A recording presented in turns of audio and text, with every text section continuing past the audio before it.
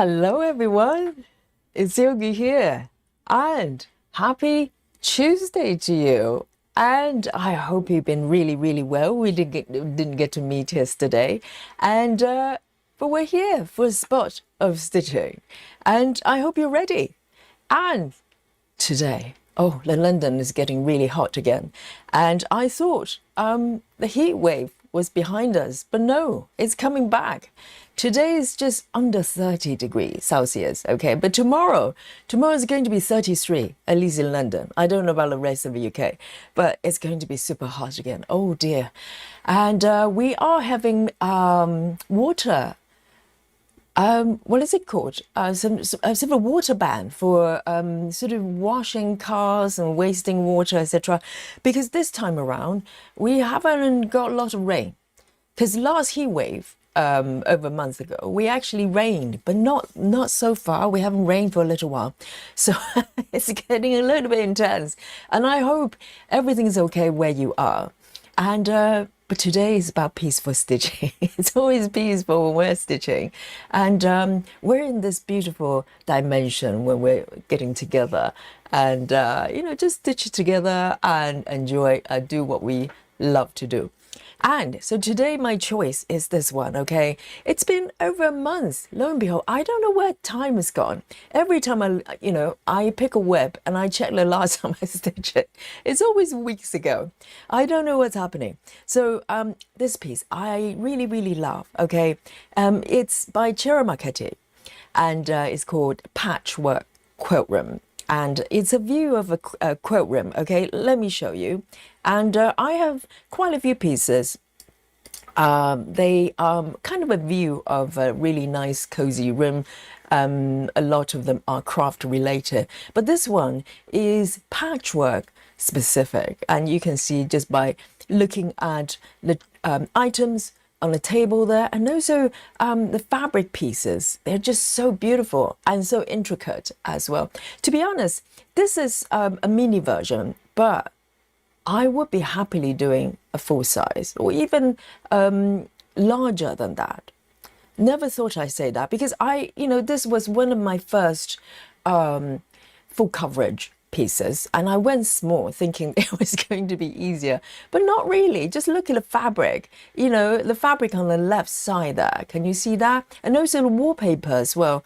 A lot of color changes. And I think this piece, if you were to go for this one, consider a larger project as well. I'm quite happy with the mini. I think it's really beautiful in its own way, but just look at the sort of patterns on the fabric, etc. I think, a full size would be really, really nice as well. So here we go. And then a couple of cushions on the left side as well, just so gorgeous. And so this is a mini version. It's from Heaven and Earth, and like many of my projects there. And let me show you my progress here. I'm really, really excited. I think you will be impressed as well. Have a look. Okay, so this piece, I started from the upper left side, and the great thing about this piece is I have not really deviated in terms of the way I stitch. I didn't go long distance cross country, which is great fun, but you can see there are some loose stitches kind of flowing outward, but not that many, and everything behind me is kind of all stitched up, which is really nice, because sometimes you just worry about you have to go back and find all the ninja stitches. So this piece is going really, really well. Let me show you the progress here, okay? Let me know what you think. Have a look at the percentage there. It's 22.6.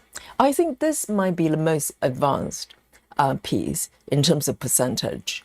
I think I may have another one that's over 20. I can't remember which one. Maybe no, I don't think it's a cake shop, but the other one, I have one more, is probably very close or over 20%. But this one's 22%. I know it's a mini, but it counts, right? And the number of colors for this piece is 89. So maximum is 90 and 89 is very, very close. So let me start a sprint here, okay? Yes, I'm doing it, chat. And starting a new sprint here, and it's going to capture all the stitches I'm doing today. Oh, I'm looking forward to it. I'm looking forward to it. And of course, I want to say hello to all of you guys. Welcome. And first report to the chat is our Rajal, as usual. Hello. Rajal says, hello, everyone. Happy Stitching Tuesday, and happy Stitching Tuesday to you as well. Beautiful Rajal. And we also have Ace as well. Oh, Ace, it's your birthday today, is it? Ace says, hi everyone, some birthday stitching today. Whoa, very fancy. Happy birthday, Ace. I'm not gonna sing, okay? I want to keep your birthday peaceful. And congratulations, happy birthday to Ace, and from everybody, I bet.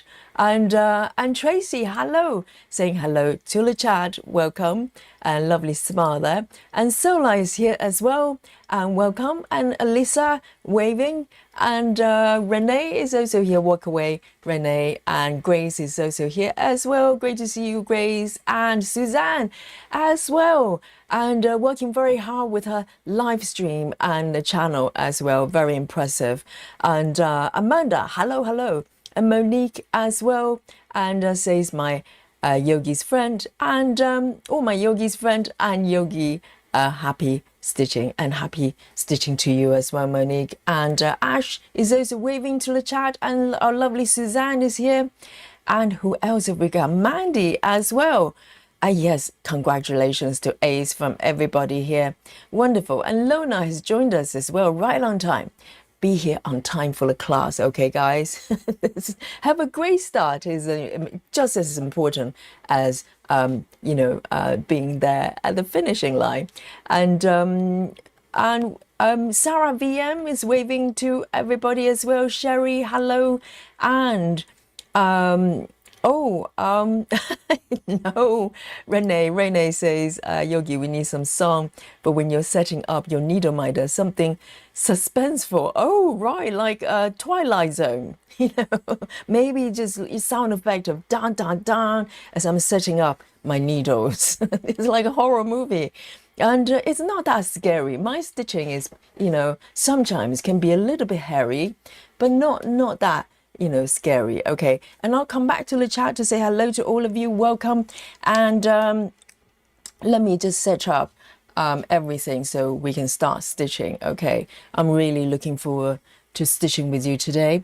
And let's have a look. And I have a secret new snack. Okay. I'll reveal my new snack. At chocolate time. This is suspense. This is like, Twilight Zone, the murder mystery.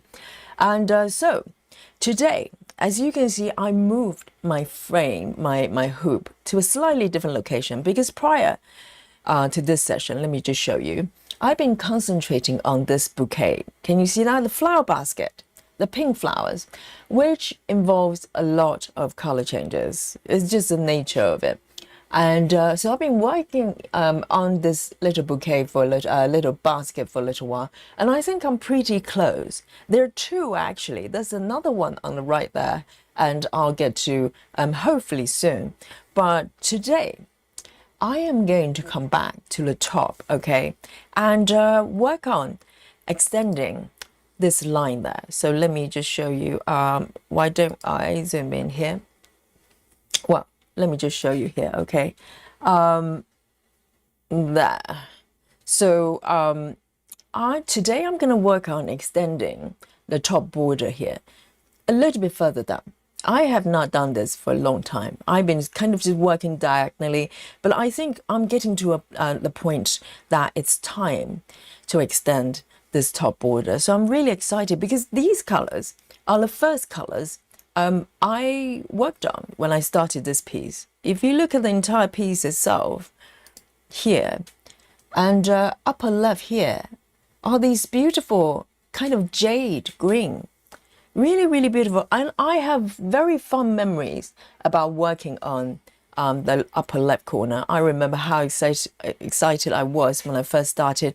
I remember going to teach yoga, okay, and I was, my mind was occupied by this piece. I just couldn't wait to come home and start stitching. And so I have very, very fond memory here. But I need to do a little bit of gridding. I can see there's some lines being drawn before, but they're slightly faded. So I'm going to just strengthen them and grid maybe a few blocks to the right there. So I'm just using a normal pencil. Draw a very sort of quite thin line here. So, and by the way, this is 25 count, okay? 25 count here. And I'm doing 1/1 full cross here. So let me just drag these lines here. And if you just joined us, welcome. And I'll come back to the chat and say hello to all of you. Here we go. And let me count, okay? So a little bit of counting is required here. So count with me. If I miss a stitch, just you know, hit the alarm button, okay? Let me have a look. So I'm gonna do maybe 2 or 3 more blocks here. 1, 2, 3, 4, 5, 6, 7, 8, 9, 10. I didn't blink. Well done, Yogi. Because normally by stitch 5, I have this overwhelming desire to just blink every single time. I think my body just, you know, trying to rebel from being still. So I think that may be correct. I'm going to just do a couple more blocks, okay, before I start stitching. There. And from here, oh, it's hot already. I can feel the sweat coming up already. I haven't even started stitching. Tomorrow is going to be, challenging. 1, 2, 3, 4, 5, 6, 7, 8, 9, 10. How's that? I think that's correct. And I think with pencil, if you mark with pencils, if you miscount stitches, it's a little bit tricky because you can't really erase it. Not really. 1, 2, 3, 4, 5, 6, 7, 8, 9, 10. Okay, I'm gonna just do this one. Very nice. I think this would do me. I'm quite excited actually. Every time I extend the border, I just feel like I'm making progress. And let's have a look. Who else have we got here? And yes, happy birthday, Ace. Okay, and let me just bring on my my work mode here and start stitching. So I'll dedicate the first color to Ace. Happy birthday. And the first color of my choice is, I might have just follow the order, okay? Do a little, not typewriter, but similar. 37A7, 37A7. And Ace, I hope you like the color. It's a very earthy dark green, or not dark green, earthy green. 37A7. 37A7.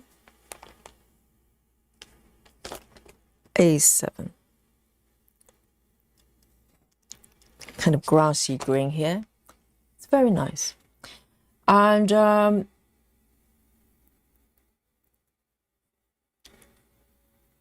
let's have a look.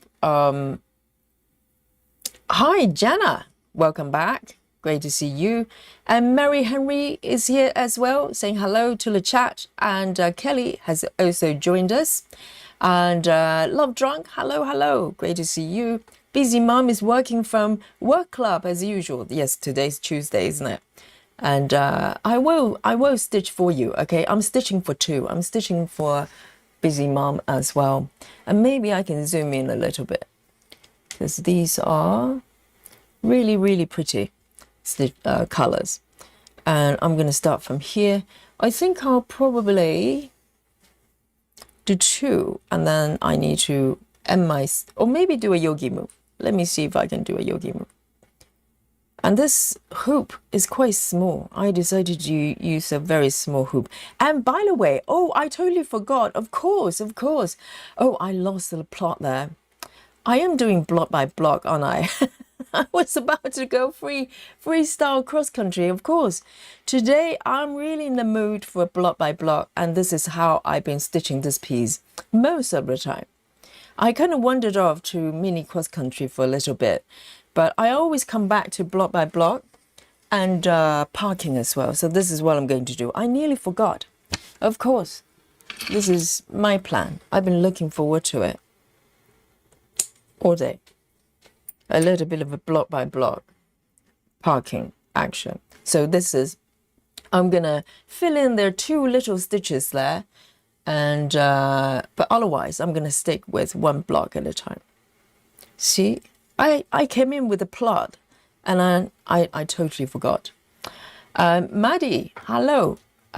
Yes, Maddie says family. Yes, the stitching family. And I hope you're back stitching with us. And Maddie says I'm working on beading order. Hopefully this weekend I can do some stitching. Oh, yes, work first, work first.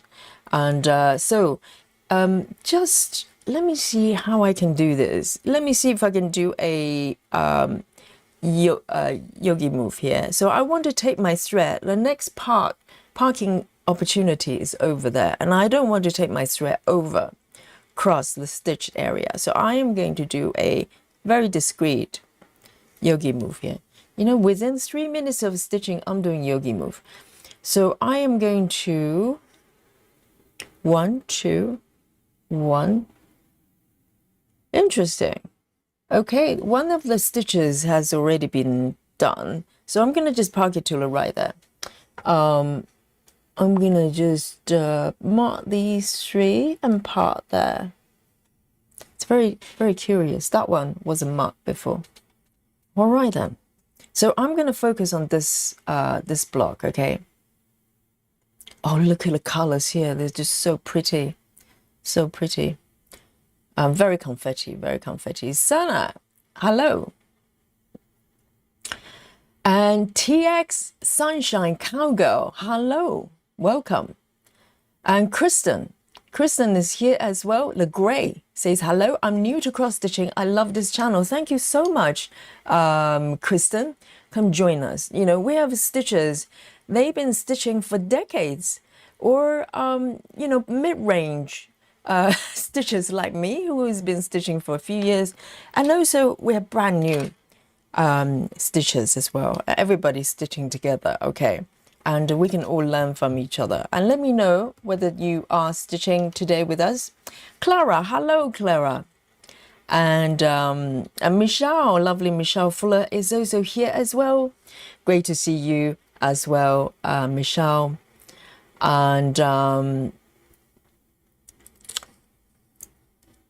And Samantha, hello, great to see you, Samantha. And let me pick my next color here. In fact, I'm going to be a good girl. I'm going to go back and fill in these 3 stitches first. So I feel better about moving forward, you know what I mean? Okay then, 505. 505. Oh, that one is done. How curious. Okay, those 2 are done. Hang on. 505. Okay, so those 2 have been done already. So today is the total number of stitches minus 2. Okay, so those 2 have been done previously, just not marked. So I am going to pick this one instead. 898. 898. Sometimes I get really sloppy with marking stitches. Yes, busy mom. You know, if you get pregnant, you're eating for 2. Today I'm stitching for 2, okay? Exactly.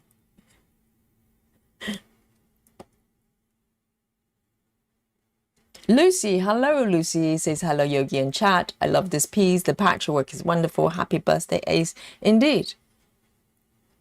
The color is gorgeous.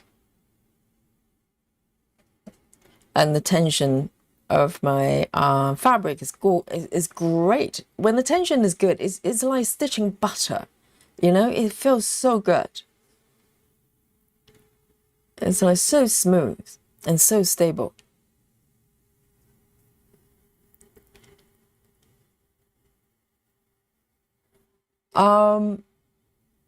Solar says, I love this chart. Been tempted to buy it, but I'm not immortal. Are you sure? Solar, of course you are. We are forever. And Kelly says, Yogi, that stitch is supposed to be right at the top. Which one? Which one?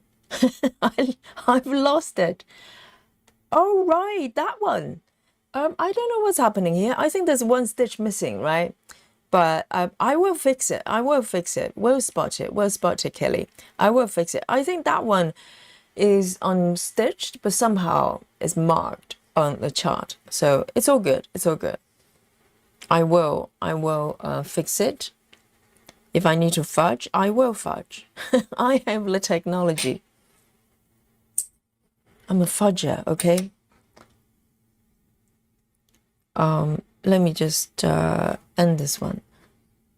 And, oh, in fact, why don't I, if I'm here already, oh, hang on. Yes, of course. I went all the way over here. So I carried the thread a little bit further than I intended, but that's okay. It's all good. And I picked the right needle miter. Look, it's like matching color there. It's gorgeous.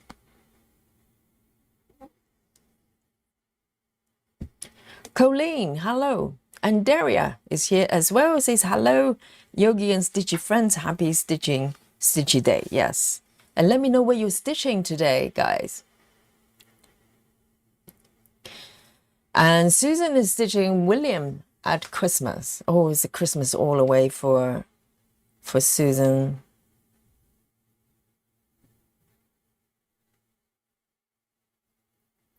And Susan is doing really well with the a traveling library. Very impressive. I need to go back to that piece, okay? I have not stitched my traveling library for a little bit. I think I'll probably try to stitch it with a different method. I need to come up with a different approach because I've been doing sort of long distance cross country with that one, and I will go back to that from time to time, but I'm just looking for a new experience with that piece. There's so many projects.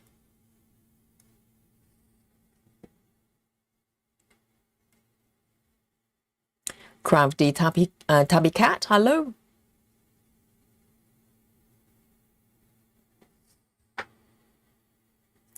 Alison says, hello everyone working on Sugar Skull Shell from really muggy Scotland. Yes, London is hot today, but not as humid than I expected. Maybe, I don't know. Because I remember last time, it felt a lot more humid. But I'm speaking too soon because tomorrow is going to be 33. You know, things could change.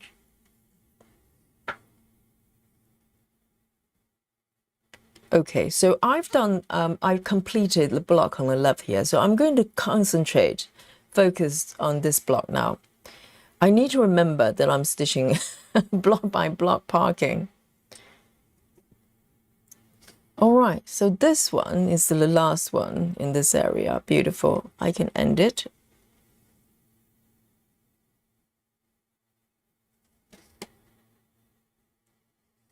And so this one's 898, 898.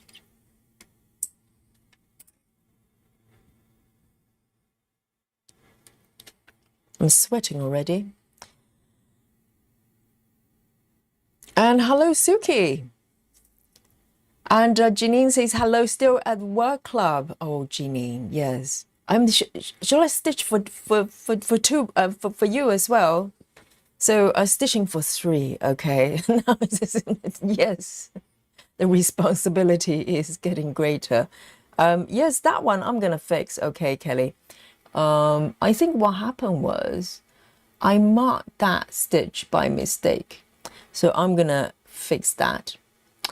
I think, yes, that stitch is supposed to go on there. I know what you mean now. I know what you mean now. It's okay. I will fix it. I will fix it.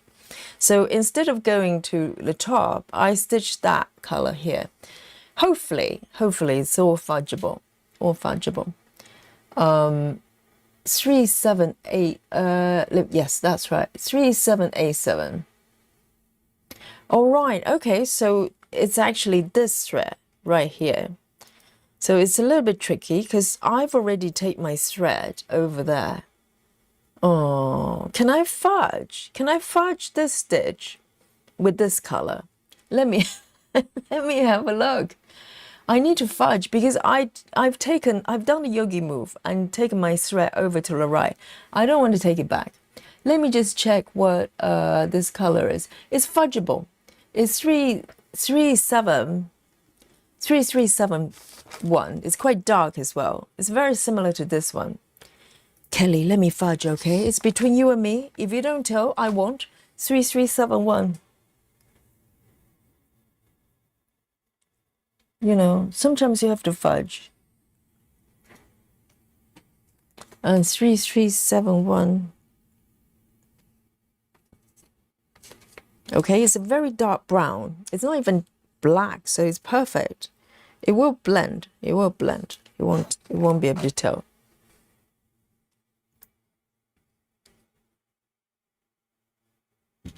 Suki, hello. And Suzanne is working on Forest Friends. Oh, is that one by Chris? How's Chris doing nowadays?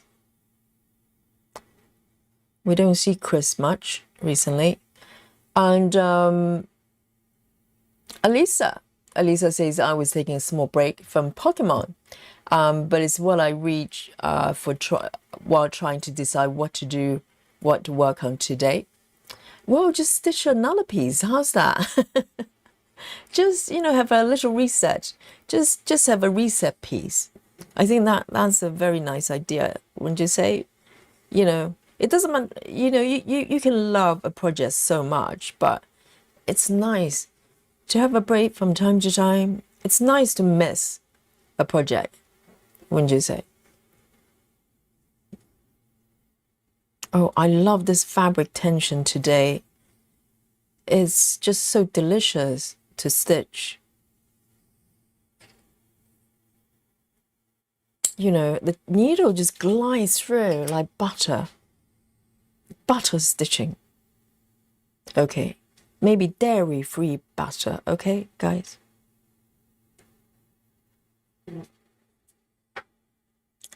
Kristen Gray says, working on Cozy Corner Bookshop by CCS. Which one is that?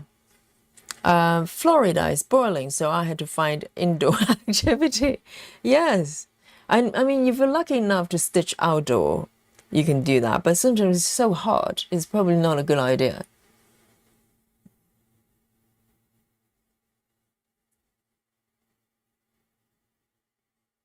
Suzanne says, perhaps Min to Max for a traveling library. Yes, it's one idea. It really depends on the pattern. I think if I focus on a specific design, like an item or pattern, then Min to Max is quite nice because you can see the kind of item forming, as you stitch. But Min to Max is a little bit trickier to do when you are stitching more like a background because you don't know what's going on. You're stitching that little area, and yes, I'll think about it. I think Min to Max is definitely an option. I just like a change, like a fresh take on a project I've been stitching for a while. Colleen says, I'm working on Red Retired by Charting Creation. I'm in confetti hell. We're with you. We're with you. And Colleen says, this project was started before I knew how to park and going back into figure out this confetti, very slow going. Yes, there are different sort of school of thinking when it comes to confetti. I think, you know, there are different options. Well, the different way to approach it. Because if you think about confetti, it's basically sometimes ninja stitches, just one stitch within the whole area. That's one thing. But sometimes they're kind of just scattered around, a lot of color changes. Longer distance cross country might help if you think about it, because every time you switch color, you're not stitching just one or two. You can kind of wander around and do a few more. So it's kind of incentive. But at the same time, there are consequences, because longer distance cross country can, you know, you're more likely to make mistakes. And also you do have to come back and, you know, fill in all the other stitches. So sometimes you could, you know, it can become a little bit tedious. But yeah, it depends. Kelly says, I started sewing bow cozy. Bow cozy? You mean like tea cozy? But for a bow? How do you make a bow cozy? She says, I'll have a small new start on the weekend. And TX Sunshine, the cowgirl, says, floss tube influenced me to try artsy charts. Oh, artsy, yes. So I got mini strawberry mouse, even though I swore I'll never try full coverage again. Oh, so you did at one point and you stopped, did you? Why did you stop? I love to know. Oh no, full coverage is great fun. That's all we're doing here. We love it. You know, there are different genres of cross stitching, but you know, I think majority of people in this chat and watching this channel, we're doing full coverage because it's great fun. Let me just turn my hoop properly here. All right then. I fudged that, didn't I? I did it, guys. Let me mark it. Yes. You won't be able to tell the difference. I promise. Okay. Here we go. Now, I'm going to focus on this block now, okay? And let me maybe zoom in even more so you can see really well, because I'm not moving too far away. 505. 505.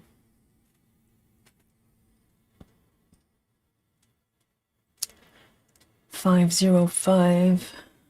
I've got one threaded already. Central Plain, hello. Central Plains Garden says hi, Yogi. Hi to you.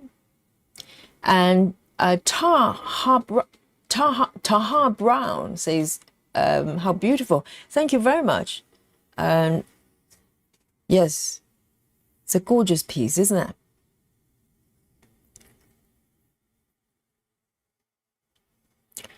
Here we go. So this one is, oh, I have done this one. Oh, I have to mark my stitches properly, seriously. So sloppy. Okay, so I'm going to do kind of roughly color completion of each block in no particular order. Okay, so I'm not doing min to max in any shape or form. I'm just picking the colors as I go within the block. And this piece, for some reason, it keeps kind of inviting me back to block by block parking. Because, you know, I started off this piece doing this method, and at some point I decided to go for a mini cross country, but I was never that happy with that. And every time it kind of just telling me back to come back here and do it this way. So I'm kind of just following the order.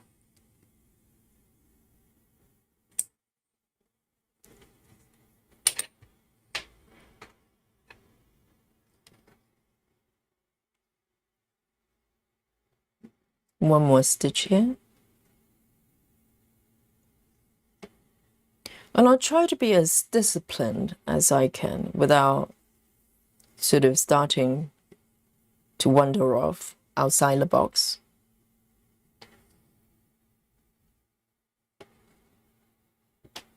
There we are. I'm going to park it here. So each block is kind of a mini celebration, isn't it? That's a great thing about block by block. Every time you fill in a block, is like going, oh, wonderful. I can, you know, start a new block again. Alison says, Spooky Bingo 3371. Sorry, I see this now. Yes, round of applause. The first Spooky Bingo today. Let me see if I can find it. Oh, keeping track. Yes, Alison is having our first Spooky Bingo 3371. I think probably there was a couple of colors before. Congratulations, Alison.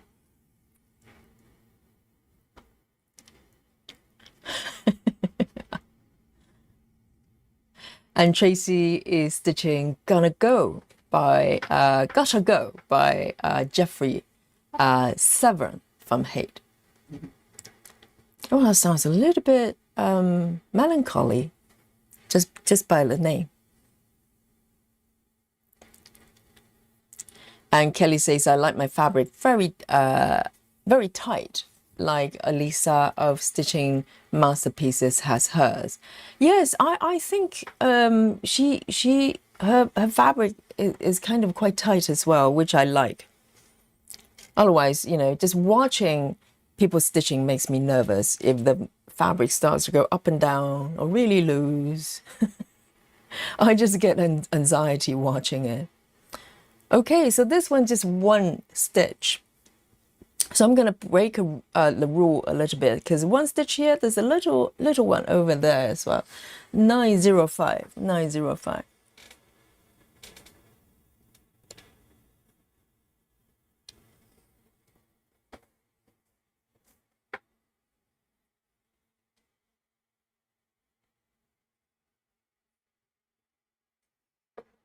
Mandy says, sitting, having a coffee, just finished the Christmas house jigsaw puzzle. I saw your post. Was that you posted it? Well, I think jigsaw puzzle may be a little bit faster than cross stitching for full coverage, isn't it? Yes, that's beautiful.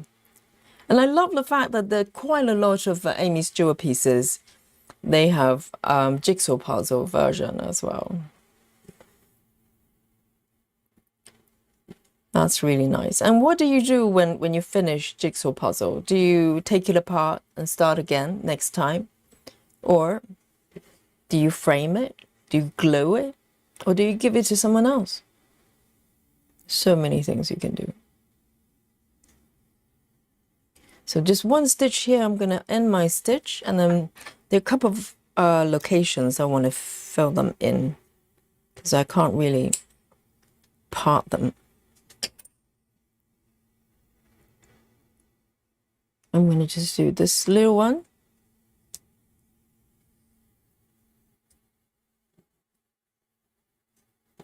I'm sweating already.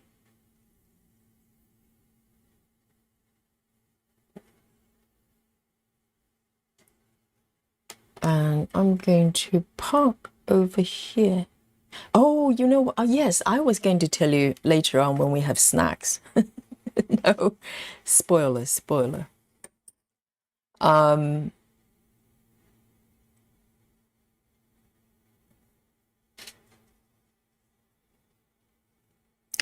Taha Brown says, not working on my cross stitch right now, but I'm finishing up sewing a bunting for my partner's birthday in about 2 months. Oh, handmade with fabric. How nice.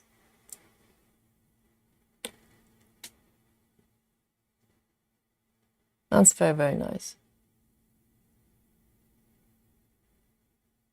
I'm going to park it here.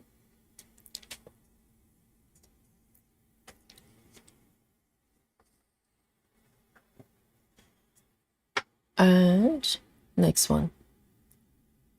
I love these green colors. And 520.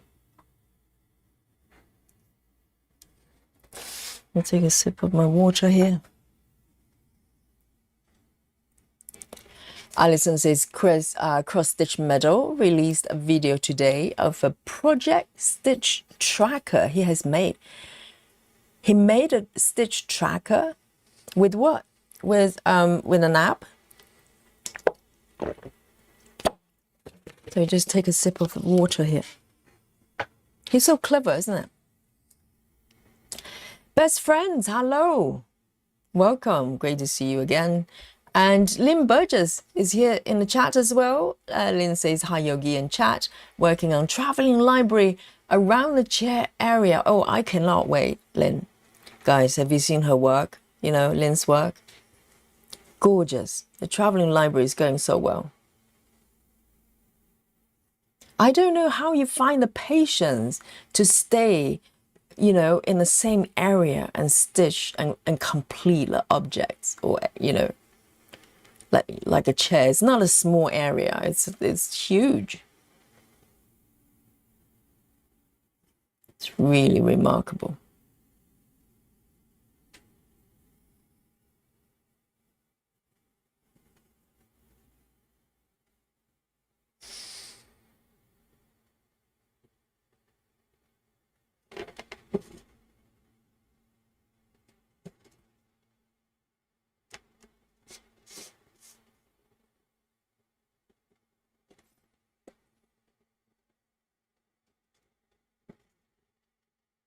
Best friend says, my mom would absolutely love the cross stitch you're working on, Yogi. She absolutely loves sewing. Absolutely. I love, you know, sort of craft themed patterns. You know, I have a lot of patterns there surrounding, sort of revolving around craft rooms, sewing rooms, you know, quoting rooms, whatever it is. I love the idea of a room just dedicated to what you love to do. So maybe get mom to cross stitch as well.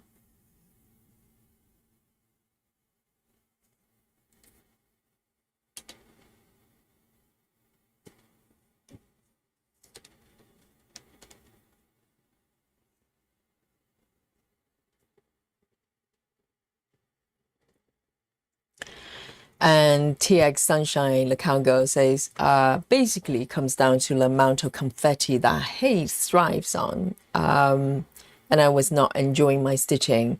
So, oh right, so the reason you stopped stitching last time around. Okay, so it's too much confetti. And she says, so I said, nope, no more. Recently started the artisy piece. It's going to be much better. Well, it probably varies by charts, right? Because I have seen, well, I only have one artisy piece, and that's the Christmas house, the I stitch on our marathon just on Saturday. I wouldn't say it's low on confetti though. I wouldn't say that. Do you find it less confetti? It's probably hinges on the design itself, and you know, I wouldn't say it's less confetti. I wouldn't say that. Hang on. Oh, I think I miscalculated this stitch. So this is, I'm going to park it here. Okay, I'm going to break the rules a little bit, because I'm trying to fix this block as well. So I'm not stitching block by block strictly, because the next block is already semi-done. Let me just... Guys, do you find artisy charts less confetti comparing to Hade? I think it really depends, right?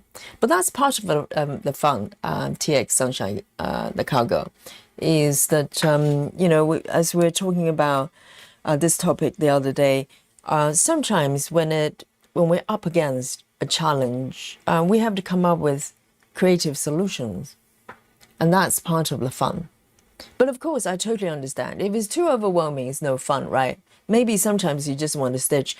And when I want to do that, I stitch kind of my 14 count patterns, because they're much less confetti, less color changes, and bigger stitches. So, you know, I have reset pieces that I go to, but a lot of times, you know, sometimes I'm just up for a operation, surgery. Okay, so 2 over here, and I think this block. Oh no, I have a bottom row to do as well. Wonderful.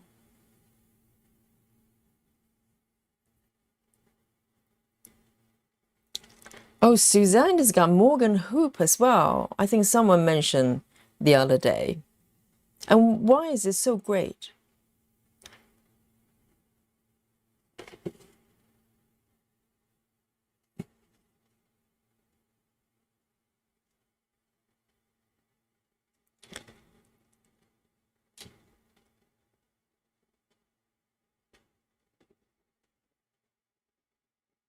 Kelly says the only full coverage piece I'm stitching is the small version. Stitches of It's Halloween Night by Edgar Joss.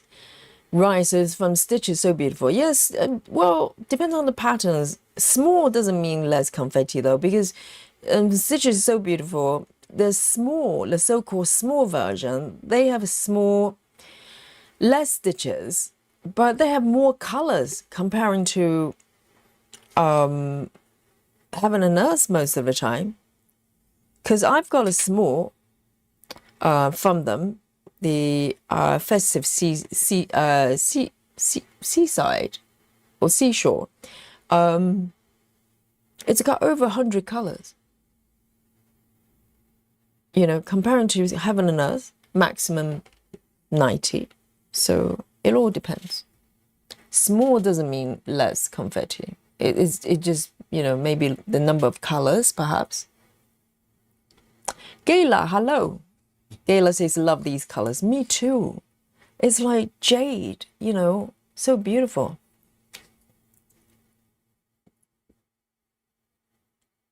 Lona says, I've put 536 stitches on my son's castle with Lions project today. Wow, already? Over 500. Wow, that's impressive. And now she's moving on to glistening wings. And unstoppable, Lona. And Lona, thank you for the scissors suggestion. I was so impressed because it's like because we were talking about frogging the other day and some sort of secret weapons that we can get, and Lona suggested kind of a speciality kind of scissors. It's got a hook, almost like I think they're identical to scissors they use for surgeries, for removing sutures, and I didn't know that was available in crafts. Maybe that's the secret. And also the shavers. Well, the shaver is a little bit mixed reviewed on Amazon. Some people, they weren't too impressed by it, but it's a nice idea. If there's a kind of a shaver, you can just go over the stitches, just cut the stitches, or you know, using an electric device, and then you just remove it. I'll probably try both. It's like an experiment. 720. If something works really well with frogging, then we don't have to worry that much about frogging anymore, do we? 720, 2 stitches. And then that's it. Oh, there's one stitch I can park. Jojo, hello, says, hello, Yogi. Just back from the errands. We have weather warning before more torrential rain and lightning storm. I'll be here unless the power is out again. Oh, I hope not. Yes. And make sure you have backup batteries, at least for your phone, for your electronics. Yes, we are a little bit dry here in London, so they have not water ban. What is it called? They send out a text yesterday. I think. Let me have a look. What is it called? Some sort of water. Yes, it's basically just ban you from wasting water for unnecessary things. Jojo says, Yogi, by the way, I appreciate you. That's very nice. I appreciate you too, Jojo. Thank you so much.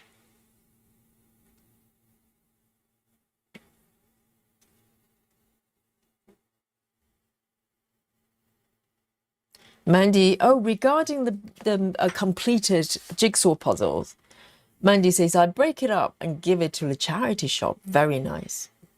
It's a beautiful cycle of joy, isn't it?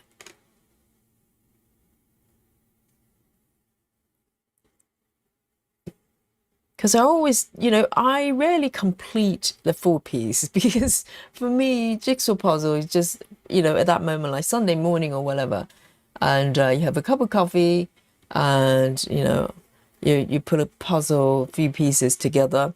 But I never, I rarely went as far. I'm sure I probably have finished some projects, but most of the times I just put a few pieces together, break them apart until next time. So that was my way of working with jigsaw puzzles. I'm not really looking to finish it. Okay, I'm gonna part this one as well.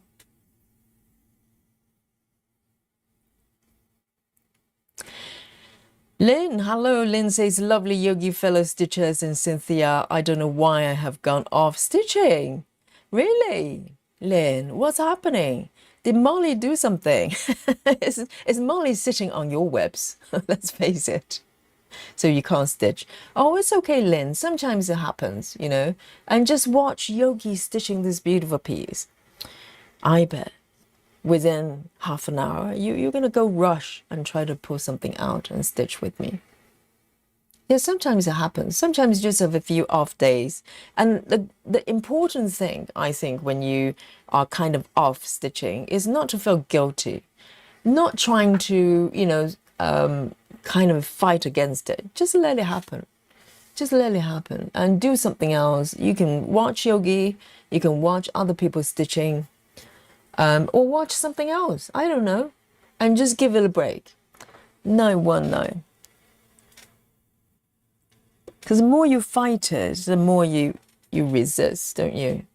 So this is just literally one stitch. One stitch.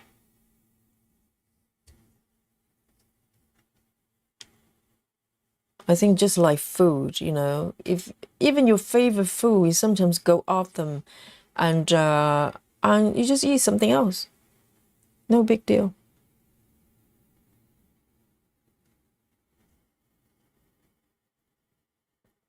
Hello, Lizzie. Rachel says, hi, Yogi and fellow stitchers. Wonderful to be back after a really long break. Wonderful. Welcome back. So this one's just one stitch, and I am going to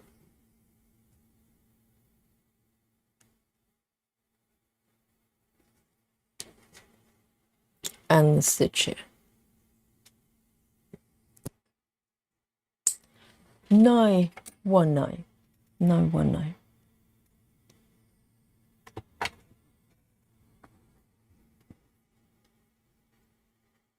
Amanda says, most artisty patterns have stitches that follow the logic path, so I'm not sure why they count as confetti, even if they're not block stitching.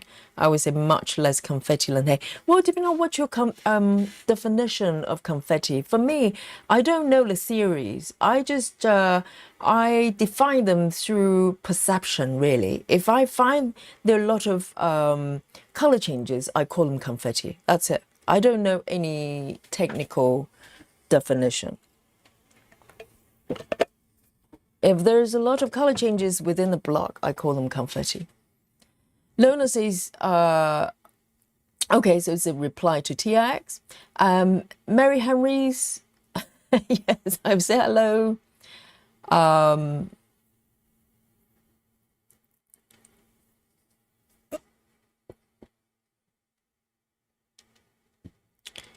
Here we go. Let me pick the next one. Oh, we have sort of a mysterious flying insects everywhere again. You always notice that when it's getting warmer, even warmer, they just suddenly all come out of nowhere. I don't know where they normally are. Where do they live normally, those insects?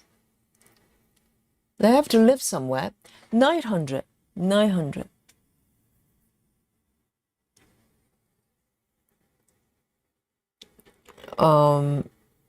Okay, so I need to fudge a little bit. I think I'm maybe a stitch or two off from the left here. But these are the final stitches of my piece.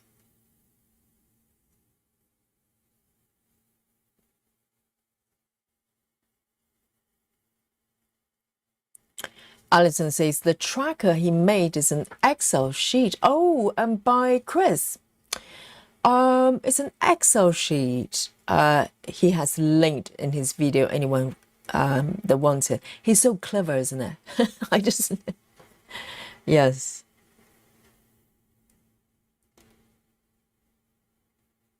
And I hope he's doing well. Heather Howe says, hello friends, happy Tuesday to you, Heather. And Renee says, I have to take my dog to his appointment at the vet. I'll be back. I hope everything's okay. Oh, routine appointment. Yes, I was about to ask. Very nice, very nice. Great to hear that. Yes, a routine checkup.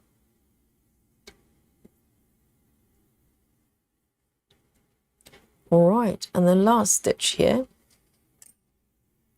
And this block will be done. Mini celebration.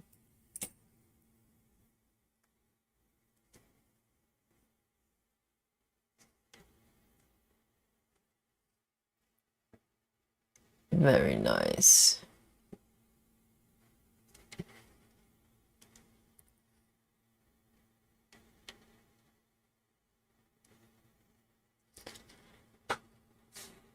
Lona says, Yogi, are you going to try the scissors? Yes, I'm going to get a pair and try the scissors. I'm going to have to be very careful not to cut the fabric, right? Because that the scissors just look like there's a hook. Kind of you can tease and cut the thread, the stitches. I'll have to get a pair and look at how big that hook actually is. But it's quite pointy and it's got, it's got a curve. So I think it may be easier to do, but still we're talking about very tiny stitches. We're talking about 28 counts. So I'll get the scissors. I'll see if I can get one of the shavers as well, because some of them are quite expensive. I don't want to invest on something that I don't know whether it's going to work. But I'll probably get a slightly cheaper one. I think it's under a tenner, and those shaver ones. And we can do a session. I can show you how well or how bad it works. I have no idea. I have high hopes. Hopefully we can find a kind of easier solution for our frog situation. Okay, I'm gonna move. Guys, I have done this block. I know I didn't start from scratch with this block, but it feels like completion, isn't it? Wonderful. That's the beauty of block by block stitching. You get that, reward as you finish each block. All right, so I'm stitching 505, the second block on the right there, which is also semi-finished.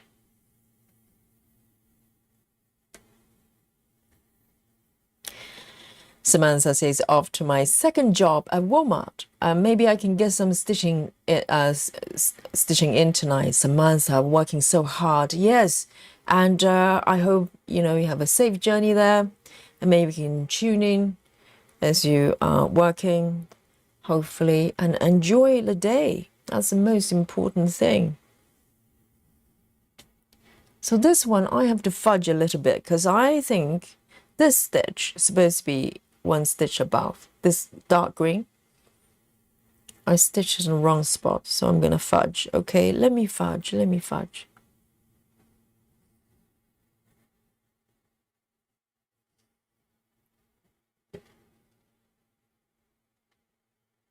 1, 2, 3, 4. 1, 2, 3, 4.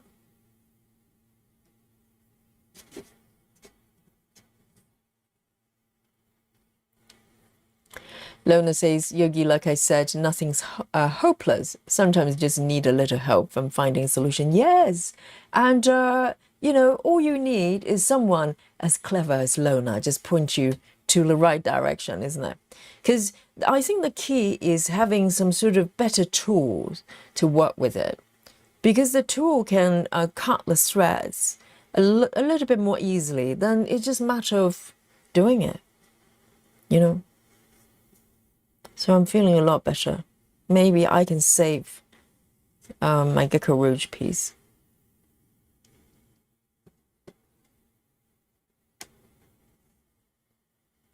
See you later, Sarah VM. And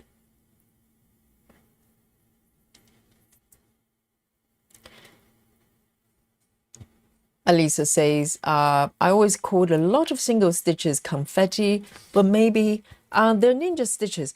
Well, I don't think the definition is really that critical, because I think a lot of, I think confetti is basically how we perceive them to be. I don't know, you know, I'm not too worried about the technical definition, because if you think it's confetti, it probably is. You know what I mean? Because everybody probably has different level of, you know, different level of tolerance for confetti. Some people, you know, if they're used to dealing with it, it's not that bad. It's just part of what it is. But if you find it, you know, really overwhelming, then perhaps it's confetti to you. A ninja stitch for me is more like, well, it probably depending on the stitching methods. For me, they're just loose stitches, or maybe just one stitch. So sometimes with Hade, particularly with matte colors, you have like a object with maybe one part of the object, let's say 20 stitches, all 20 stitches are different colors. That for me is confetti, but also ninja as well, because there will be ninja for me is a kind of lone stitches out of, you know, in the middle of nowhere, and they're kind of just there for the sake of it. Maybe not just for the sake of it, but you know what I mean. Like sometimes you kind of question, are you serious? Do you really need like 20 colors to define like a petal or something? You know what I mean? So that for me is more ninja. And there's overlap. You can be super confetti and a lot of ninja at the same time. Ninja confetti. Oh dear, that's lethal.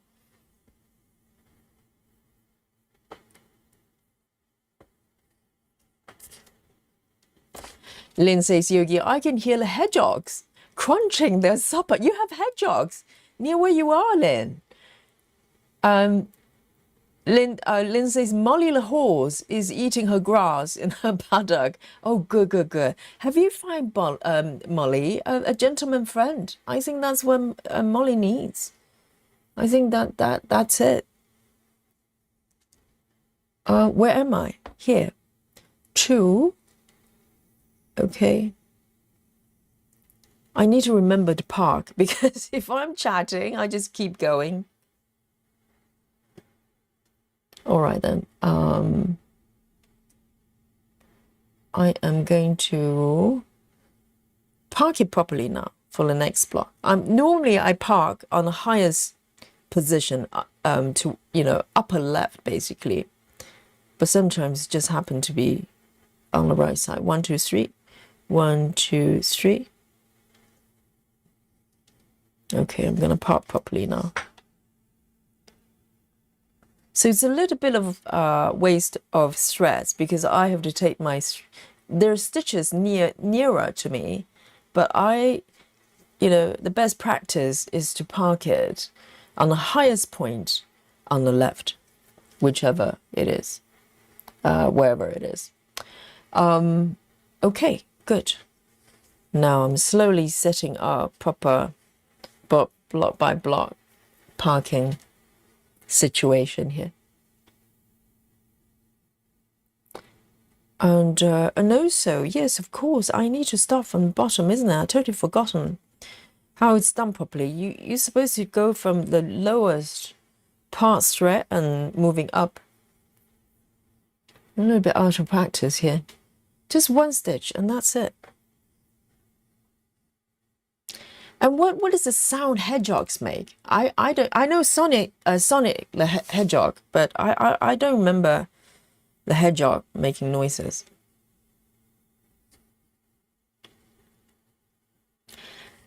Lizzie says lots of single stitches here.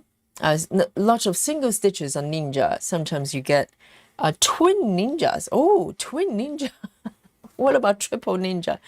And Lizzie says, but I count them as ninjas, especially they're in an area where it's only them two. Yes, that would be, I have to say that would be my definition as well. It's kind of stitches, they're just there out of nowhere. Because most of the times when you have colors, they're in a cluster. They are being used to kind of provide shading or coloring of something. But sometimes you literally just have one stitch out of nowhere. And that's ninja for me. And can be two. For sure, or even three, but that's the spirit of ninja.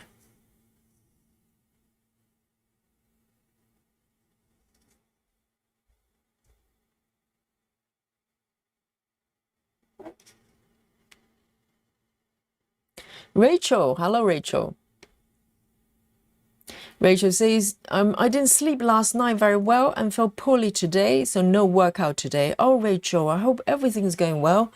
If life is, feeling slightly overwhelming, I mean, sleeping is really important. See, even when you can't sleep, sometimes your mind is probably working overtime. Just lie down, just rest. Apparently, for sleeping doctors, they say that sometimes we kind of get more anxious if we can't sleep. We start counting time to go, oh, I only have 2 hours to sleep and I still can't sleep, and so on and so forth. Apparently, even when you are not asleep, you just lie down and rest. That counts. That counts. The body is resting. So see if you can do that as well. And I hope everything's going to settle down. And deep breaths, Ujjayi breaths with yogi. Okay. 7:20. And everything's transient, Sometimes when I come across really challenging situation, a deep breath is one, is first go to, but also just believe that it's gonna pass. It's gonna go away. Things are going to improve. Nothing is going to get stuck forever. And doors will open. And a lot of times it's weird. If I very often say that I will leave it to the universe to resolve it. If there are things I just, in my mind, I can't find solutions, I'm totally stuck, I just surrender and go, well, I'll just let the universe work it out. And a lot of times, guys, this is not, paranormal, but a lot of times things will happen, sometimes out of nowhere, and someone will come forward and offer something or say something, and suddenly, you find solutions. Or sometimes things just go away. It's as mysterious as that. But of course, there's things, you can't, you just have to face it up front. And, but just know that you will never put in a position God will never give you challenges you cannot, you're not strong you're not strong enough to face. I'm paraphrasing. I think it's in the Bible somewhere. I think God will never give you challenges you cannot withstand, or something like that. You know what I mean.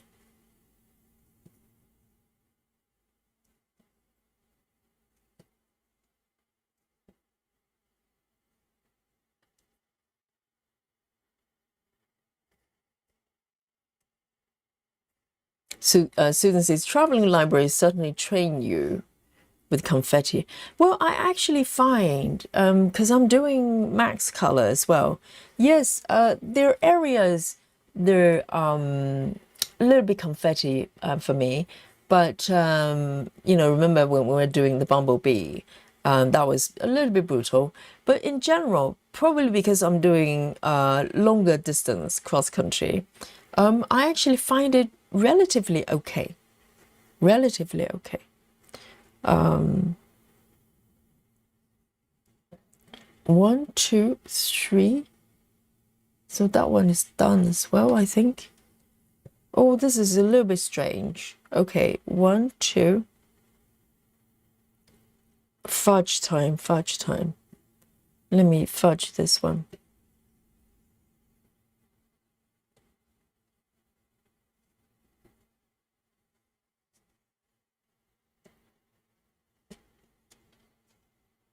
And can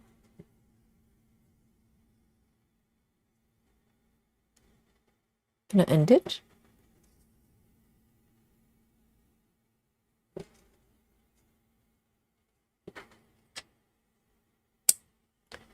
$5.20. $5.20.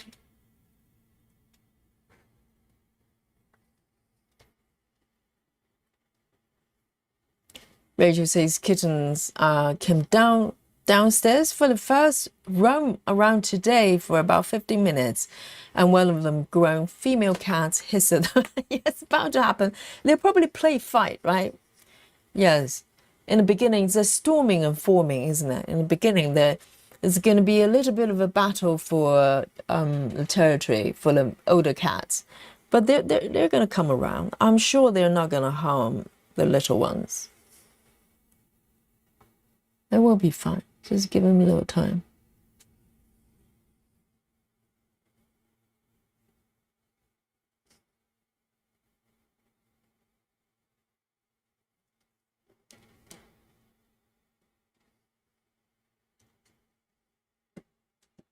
So there's just one stitch here, and then I might do a little yogi move. So I'm going to take it over here. Let me see if I can do that. Normally, if I do a yogi move, I try to find similar colors, but sometimes it's not possible. So I'm going to just do a pin here.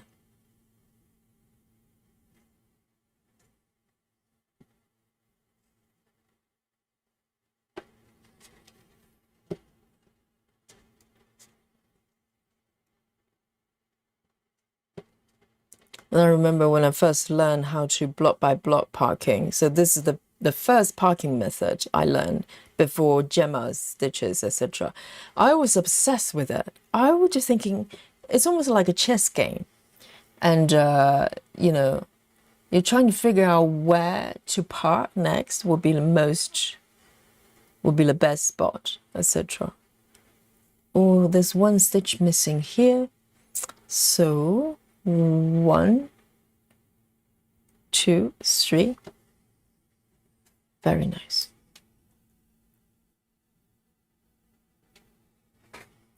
Lizzie says Yogi needs a needle minder. That says, where am I?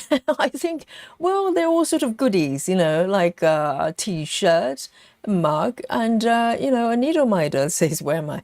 But yes, I think it's a constant quest to find out where I am.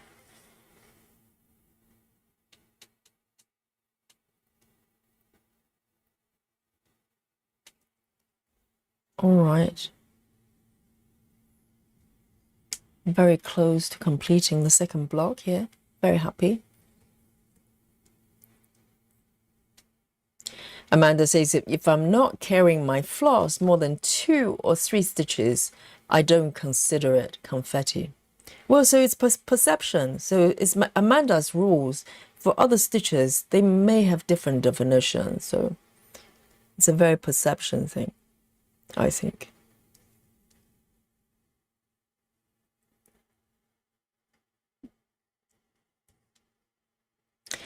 Lizzie says hedgehogs make grunting, snuffling noises. Oh, are they cuddly? Can you have them? Can you cuddle them?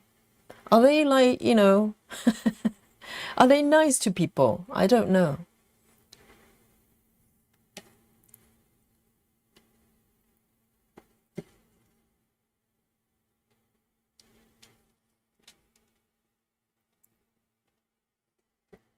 And I'm going to break the rule here, just do one more stitch because literally it's the last one. And oh no, it's not actually. Oh, never mind. I'm going to just do this one here. Okay. I know I'm breaking my own rules here. I promise not to stitch outside the blocks, but the thing is just one stitch for this block.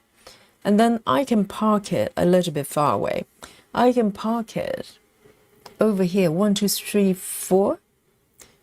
1, 2, 3, 4 here. So that'll be out of the way.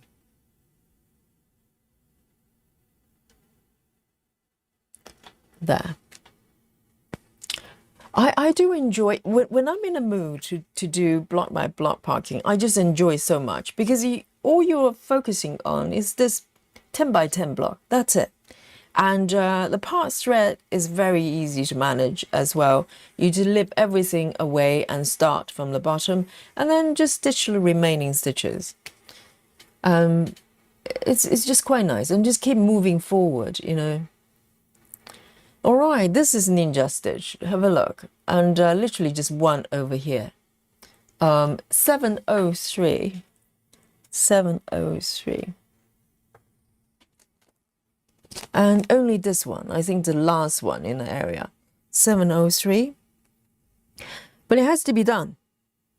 And I have heard stitches, you know, that when they come across maybe stitches like this, there's literally just one. They would actually just blend it in with other stitches in the surrounding ones. So they don't have to just pick one color and do it. But in this case, look, this color is very different. It's much, much lighter. So this one is a little bit iffy here. Just one stitch. One stitch. It's a lot lighter though. I'm sure it's doing something special.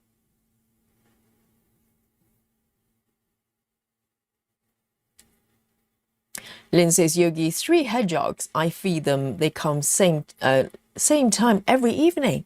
Wow, they have supper time. And what do they eat? Hedgehogs. Are they vegetarians? Do they eat meat? I don't know I never thought about it.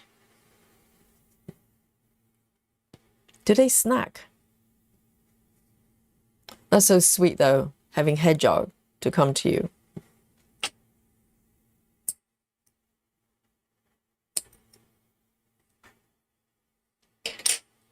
$703. And can you pet them? Can you be friends? $703.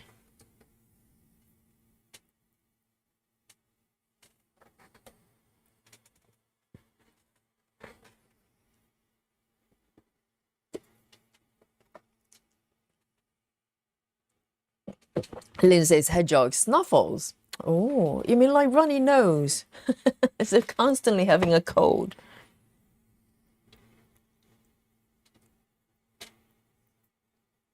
Lynn says, well, that's the wisdom, okay? Lynn says, Yogi, if I get worrying situations, a cup of tea, fix it. Yes, have a cup of tea. But I think it's just like, a cup of tea is like a breathing space, isn't it? You can, you know, just sit down and have time to do something for yourself. And it creates space. I think that's all it is. when we're feeling overwhelmed, a lot of time is that lack of mental space, that inner space, right, Lynn? And a cup of tea or just breathe, really. Just deep breathing. And you know what I loved doing?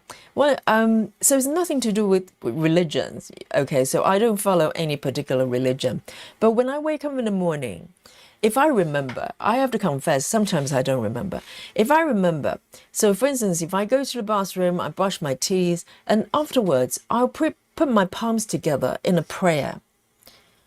And I'm not praying to any sort of God or anything like that. It's really just praying, not even praying, because I'm not really asking for anything. I just put my palms together in front of the heart and just deep breathe for a few breaths, long breaths. You know what? My days normally go a lot more smoother because that is kind of creating inner space before you start the day. It really works because some days, I forget to do it.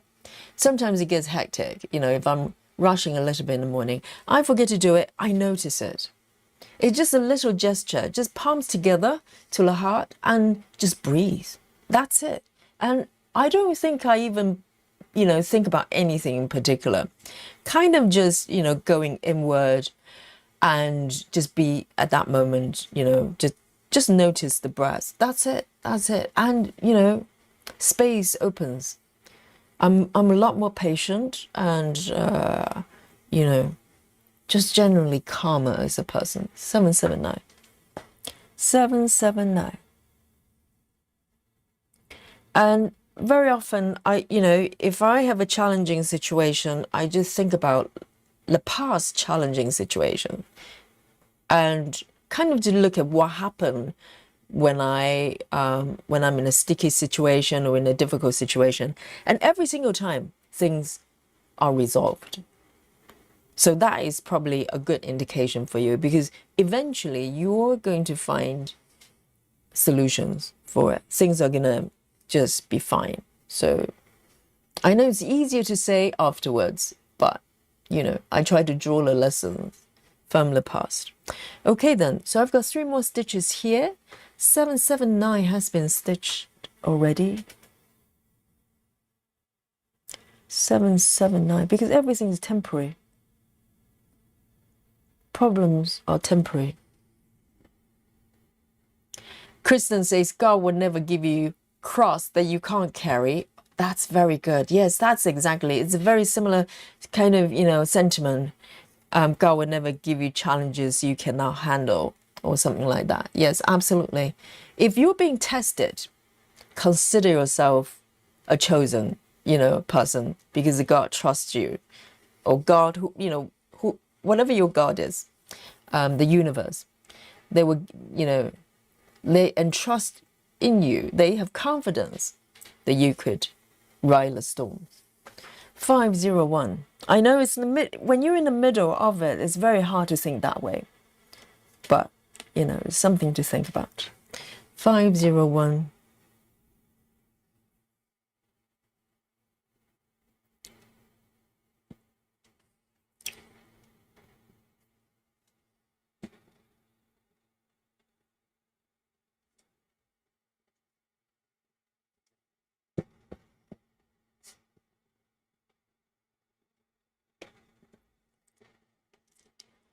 Lizzie says hedgehogs eat cat food, really? So do they eat meat-based food? Do they eat dog food? Because cat food is all protein. So they eat meat, hedgehog. I never thought about it, like what kind of diet they're on. Never crossed my mind.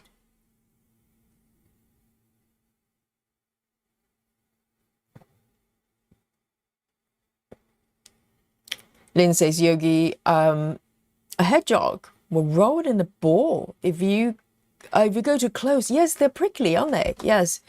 And Lynn says very sharp needles, and they have fleas. I buy special food.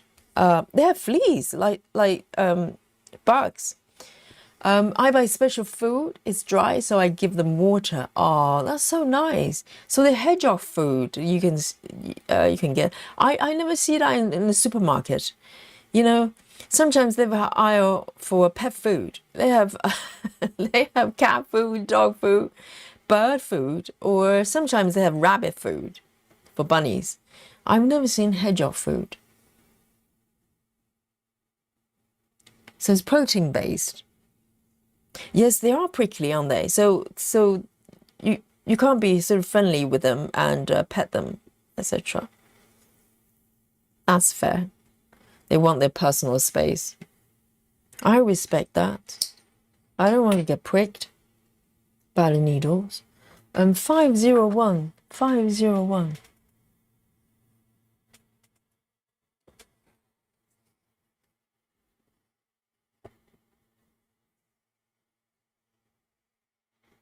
Susan.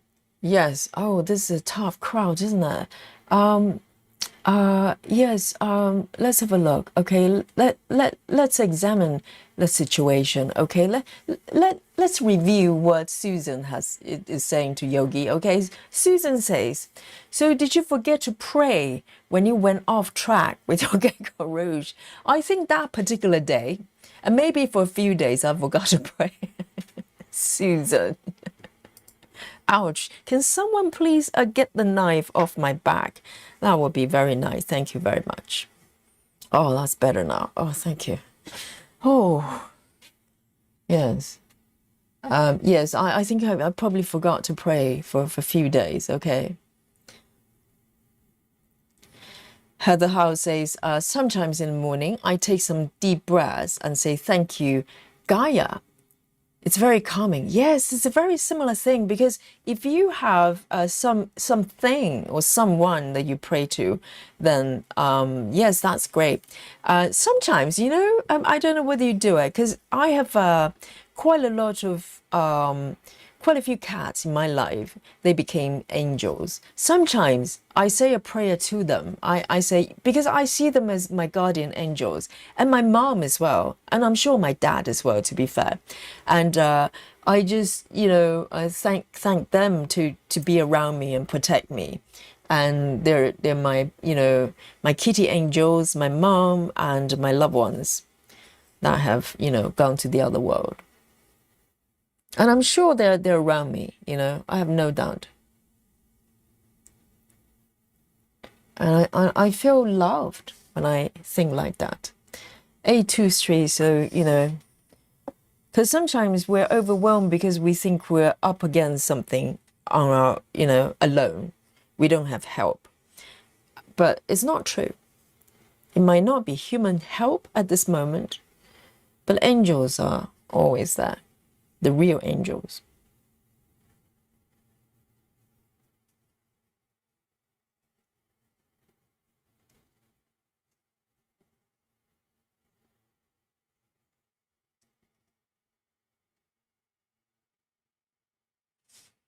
Santa says, maybe religious conversation for this channel. We're here for hobbies.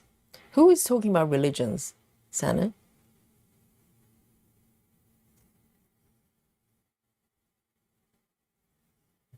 And people are free to talk about anything they want.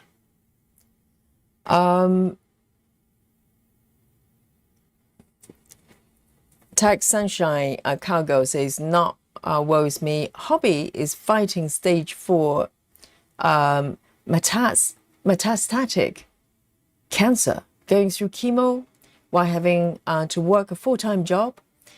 Pretty much out of food, but the bills are paid by God's grace and mercy. Oh, so is that yours, the challenges you're going through? I feel for you. I feel for you. Absolutely,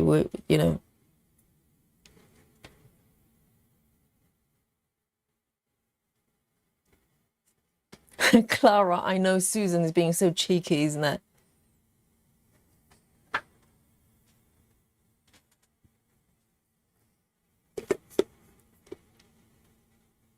Janine says, just drove through a monsoon, driving home, tons and tons of rain. Really?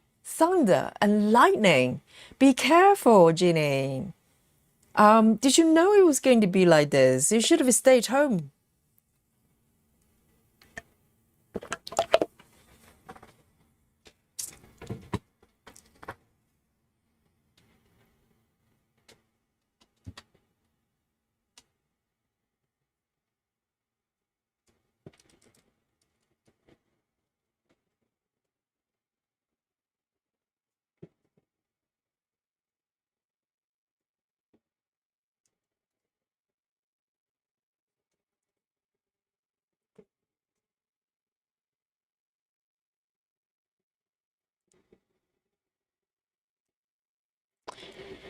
And Sybil, hello Sybil, says hi Yogi in chat. How is it going? Very good. How about you, Sybil? And Ruby Rose, hello. Yes. Ruby says, we'll pray for you and your husband. Yes, sometimes, you know, we can be deeply in a challenge that it feels like, you know, there's no solution, but always, you know, always trust life to take you somewhere safe.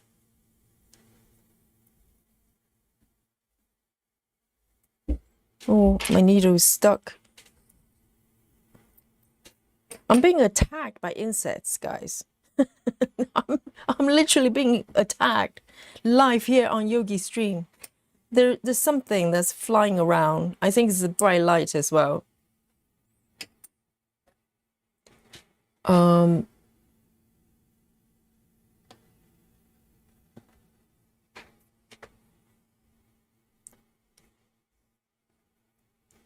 Lucy, hello, Lucy.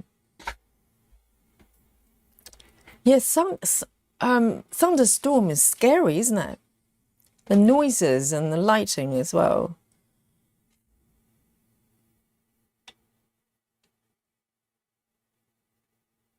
Um, 946. 946.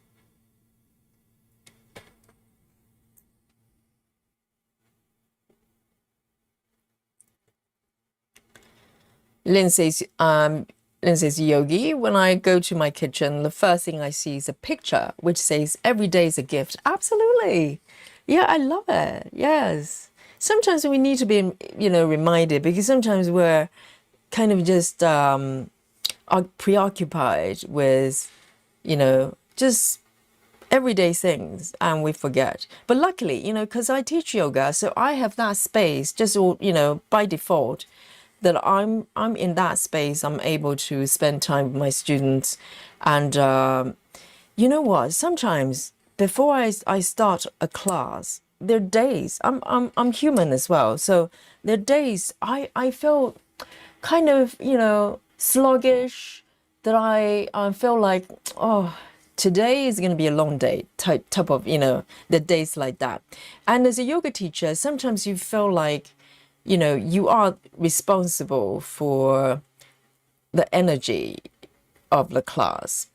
And so in the beginning, as a new teacher, I remember I struggled quite a lot, because I feel like I'm letting my student down. You know, if I'm struggling myself, what do I have to give to others? And then, you know, as I'm teaching, and I gradually realized that, you know, the best gift that I can give as a teacher is to be there fully present. And I can be fully present. Doesn't matter what happens, you know, I'm tired or whatever. I can just be there, and, you know, with the students.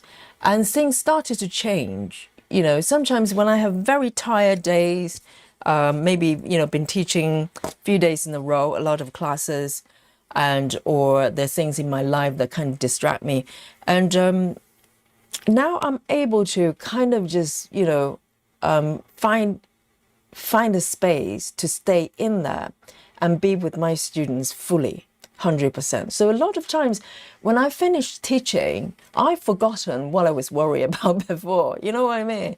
It's like, just by being fully present and be there, you know, kind of purity of the thought. Because a lot of times worrying is you know, our anxiety or worries, they're noises. So if you're able to block off a time and space that you can just block off the noises for a bit, everything clears up. Sometimes I totally forgotten why I was so stressed before. So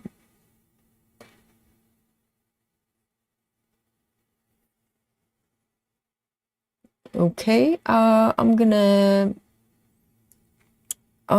take this color. Oh, beautiful color, A17.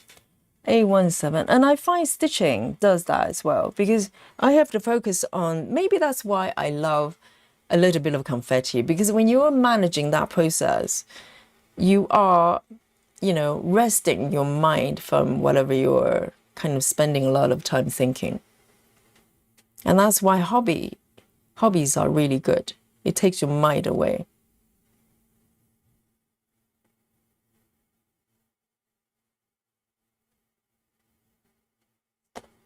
Clara says prayer is very powerful.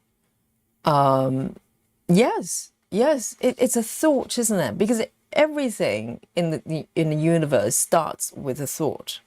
You know, everything that you see around you, other than trees, we don't, you know, nature does its own thing, but you know, everything that we see here, that we manifest, once upon a time is a thought. So very powerful.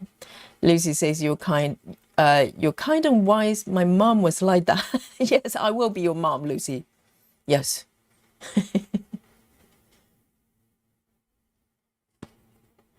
My mom was very, very, very wise as well.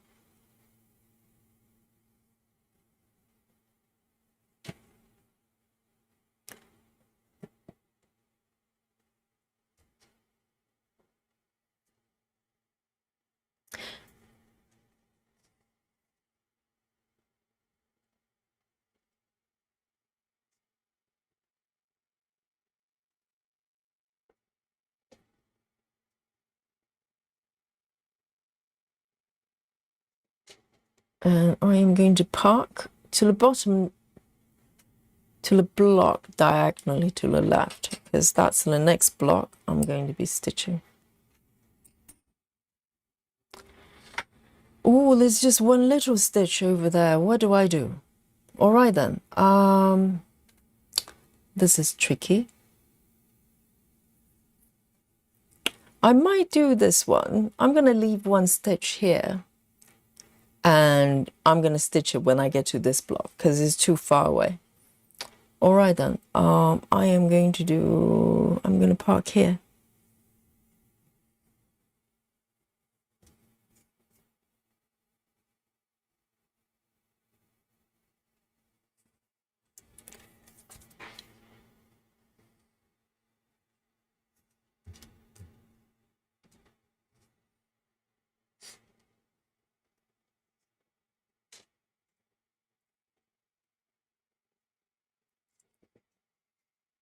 All right, and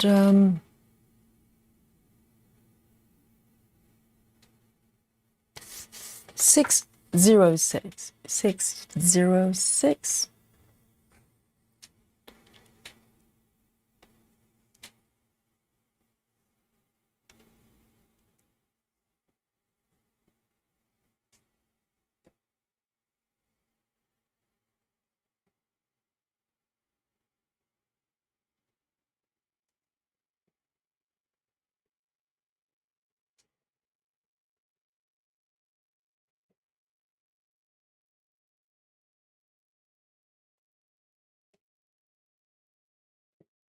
Okay. The next stitch to park is here.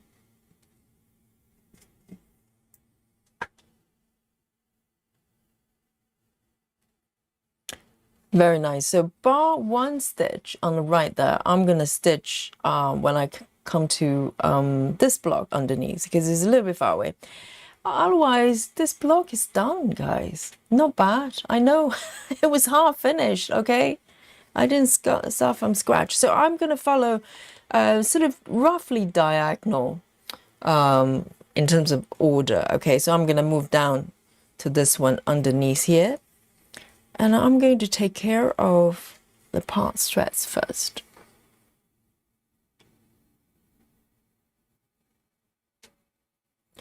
For some reason, this piece just makes sense stitching this way.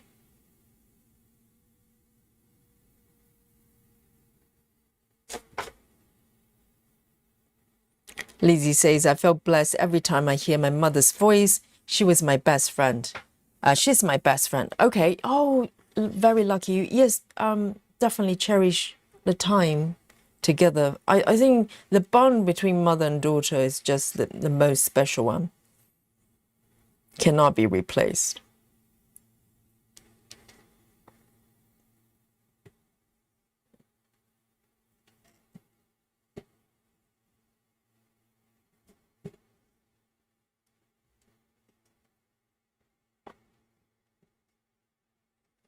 And sometimes I recall, you know, there are times when my mom was around and she would call me, you know, quite a lot. You know, she liked to chat. And also she sometimes kind of asked, you know, she wanted to know that I was doing okay, etc. And there are times I'm kind of go, Mom, I'm okay. You know, you don't have to call like five times a day. And looking back, you know, I want to beat myself up. I was so lucky. I was so lucky. Now, if someone care about me so much.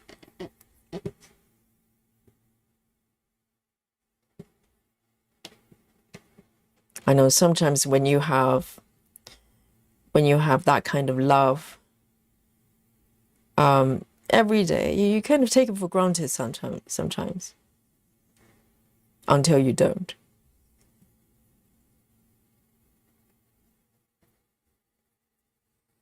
Michelle says, I miss my mom every day. Me too. Me too. Yes. I think mom is just special.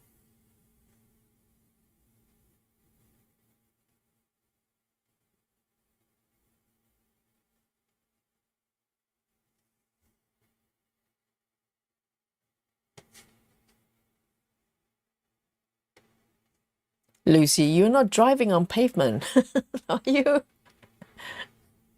And see you later, Suzanne, 99. Have a lovely evening and sleep.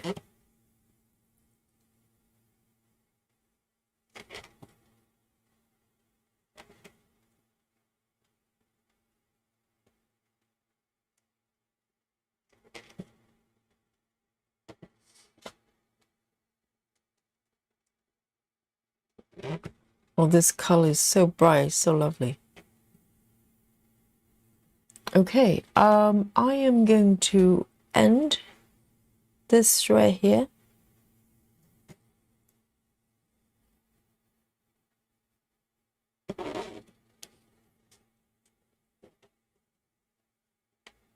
Jeanine says, I have recorded some of my stitchy sessions with my mom because I never want to forget her voice and our great time together. She's very best friend too, by far. I know.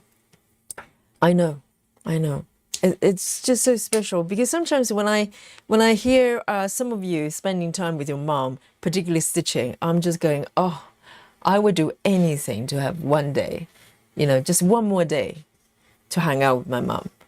Just one more day.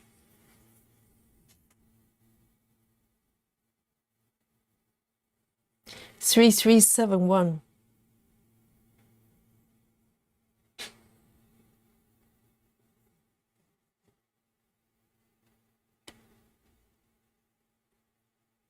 Tracy says, my mom is my best friend. Oh, you know, sometimes family relationship can be complicated. And sometimes, you know, there may be occasions that people don't get along with mom.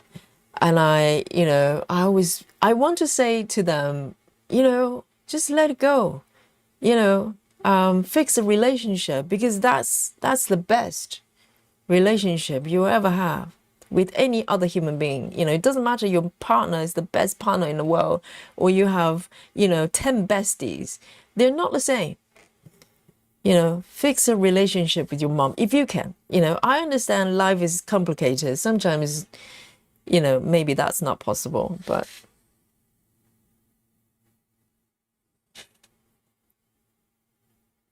but it's special.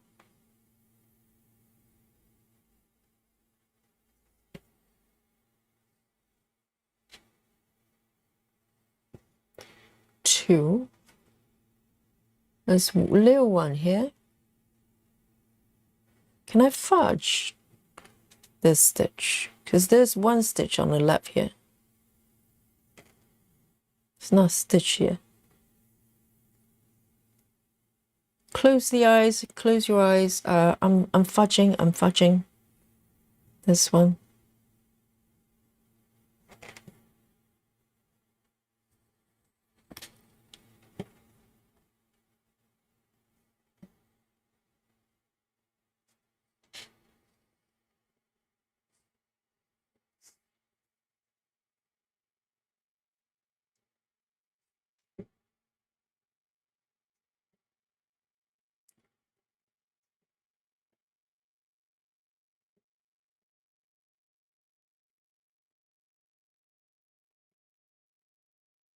I know. I do have recording of my mom, but I can't listen to them. I can't watch. I have videos, even photos. I have to be very selective, and mentally prepared to look at them. I can't I can't do that very well, even now. It's been a few years.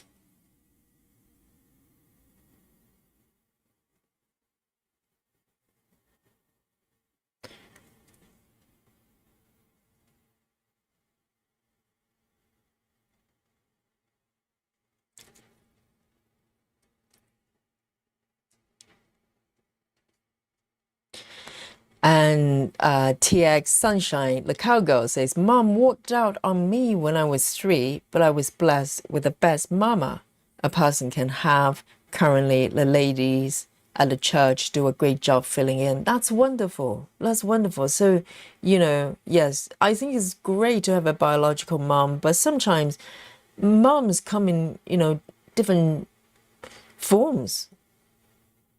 It's that unconditional person that just willing to guide you, and you can hang out and speak to. And that may not be the biological mom necessarily.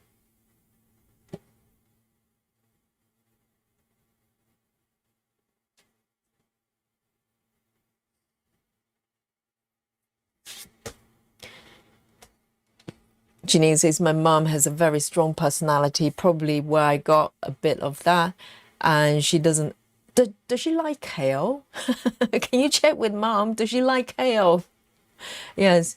And Janine says she doesn't always get along with people enough to have good friends, but with me, she's just the best. Yes, because it's that special bond that you're connected. You're connected. It doesn't matter if we all fight with our moms sometimes, but there's a there's a bond that can't be broken.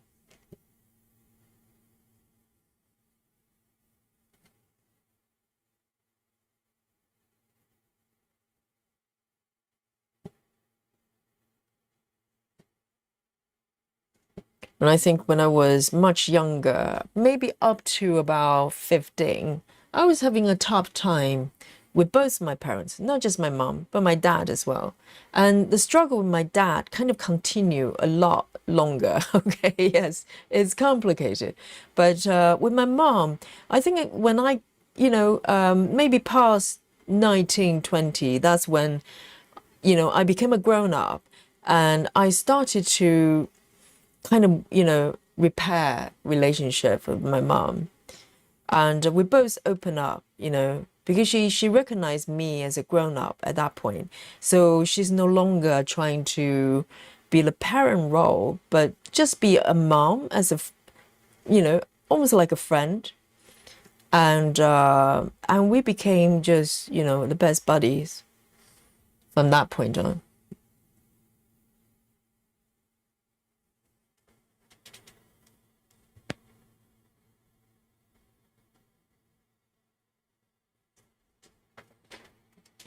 Let me just quickly check my work.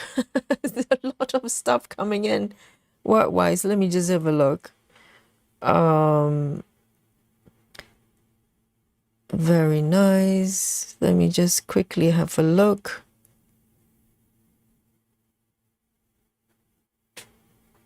Yes. I don't know why today there's so many requests for everything. Let me just quickly check. Make sure I'm not missing anything.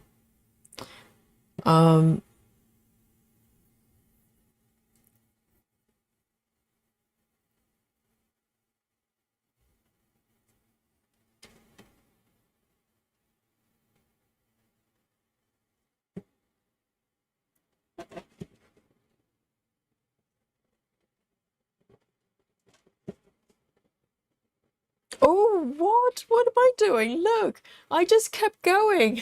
I forgot. I am actually doing block by block stitching. I just kept going, seriously. Okay then, let me just do 2 more stitches. I need a needle minder that says, Yogi, you're doing block by block parking today. Okay, stick with the blocks.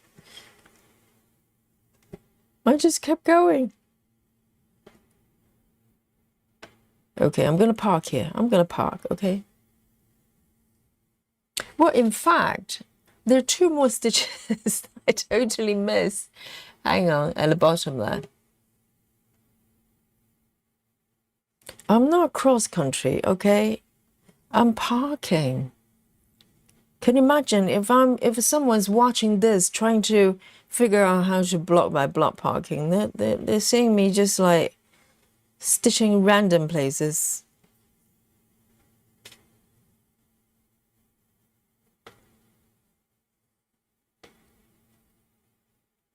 Okay, I'm gonna park here, okay?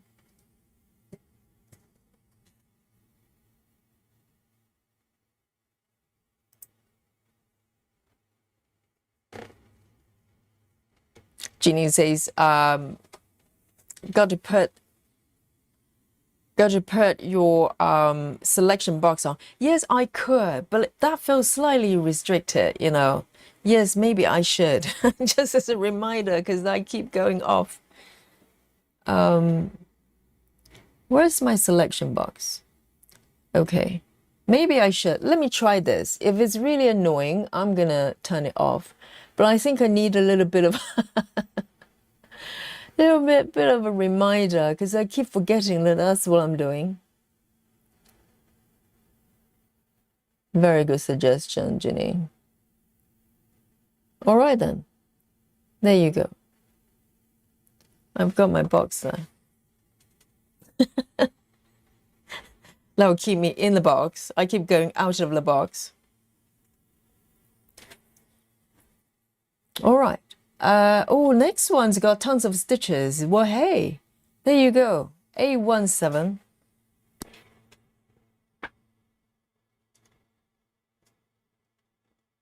A17. Really beautiful color as well.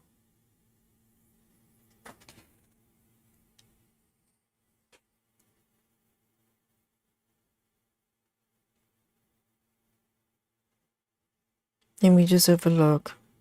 A lot of work messages coming in. Seriously. 18.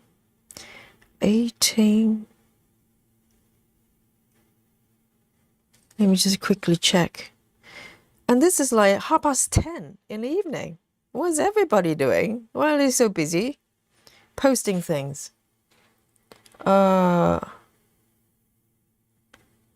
12. I think everybody's going away on holidays, you know, so they're manically trying to find covers. A17. And for me, you know, teaching yoga is holiday. I don't need holiday.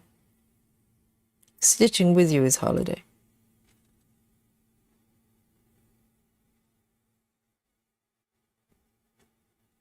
Rachel says, I went to check on the kittens. Carson wanted to come downstairs with me. I love the human name, Carson. Jonathan is a cat. And Cecilia is upstairs napping. But she may come down when she realizes cousin isn't there. They're besties, aren't they? They get along really well. Oh, they're going to grow up just loving each other. They're going to have this such a really strong bond between them. I love that. I think that's a great thing when you kind of adopt cats. They're from the same litter and they get along really well. They're really close together. And that's why I took on Molly and Dolly at the same time, because Molly had a sister. Dolly had a sister, Molly. And originally, I only wanted have one. But when I saw both of them really close together, I decided to take on both of them. Because you don't want to break them apart, you know.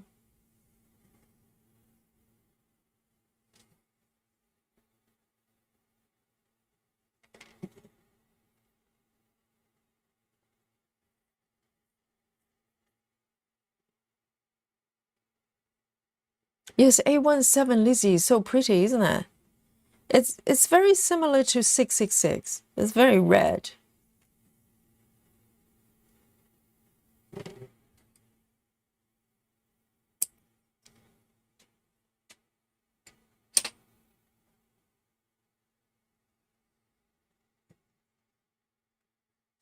So pretty much all the stitches within this block down to the last row, the bottom row, it's all the same color.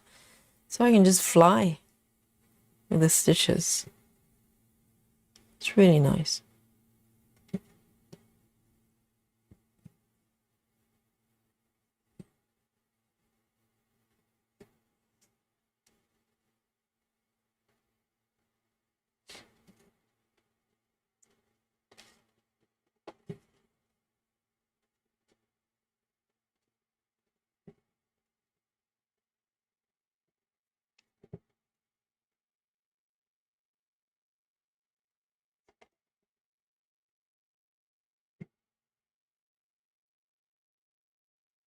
Janine, I think the box is a great idea because every time I look at the chart, it reminds me that I'm stitching within the box.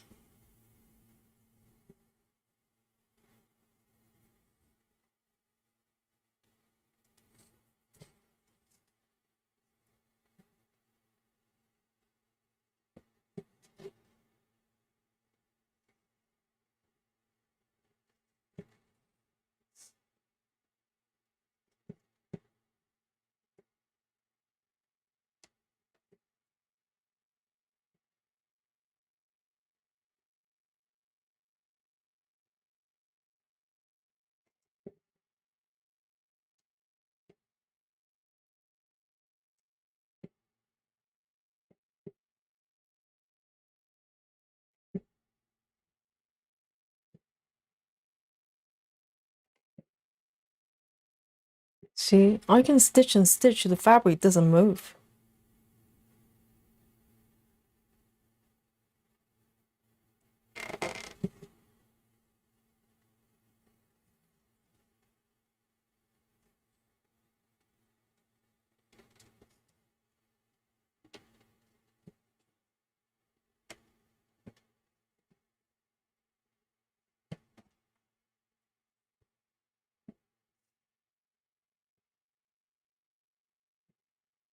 Raja says chocolate time, is it? Oh dear, yes. 10:30 UK time is our chocolate time. And I did say, I have a new snack.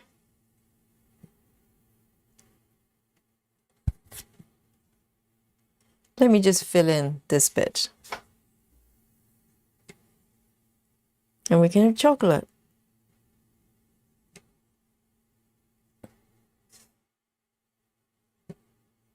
Oh, and by the way, Suzanne has gone to bed. I forgot to mention, I watched her review on the Q-Snap produced by Nudge. She did a review on that. And it's very useful because I was about to buy one to try it out. She saved me some money. Just don't bother.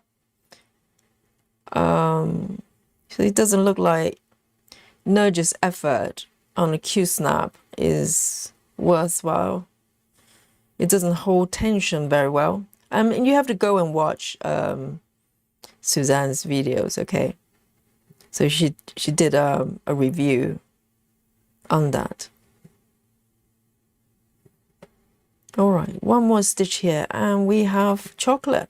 I can park outside.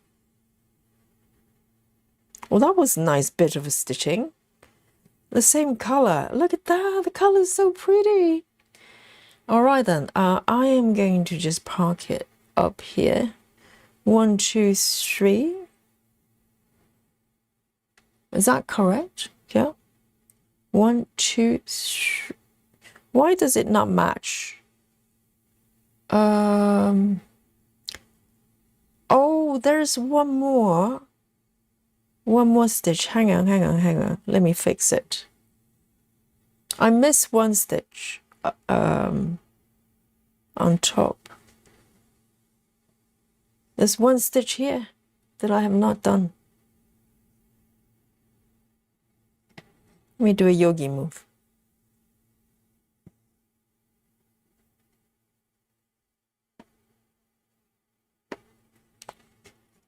And I will park, okay?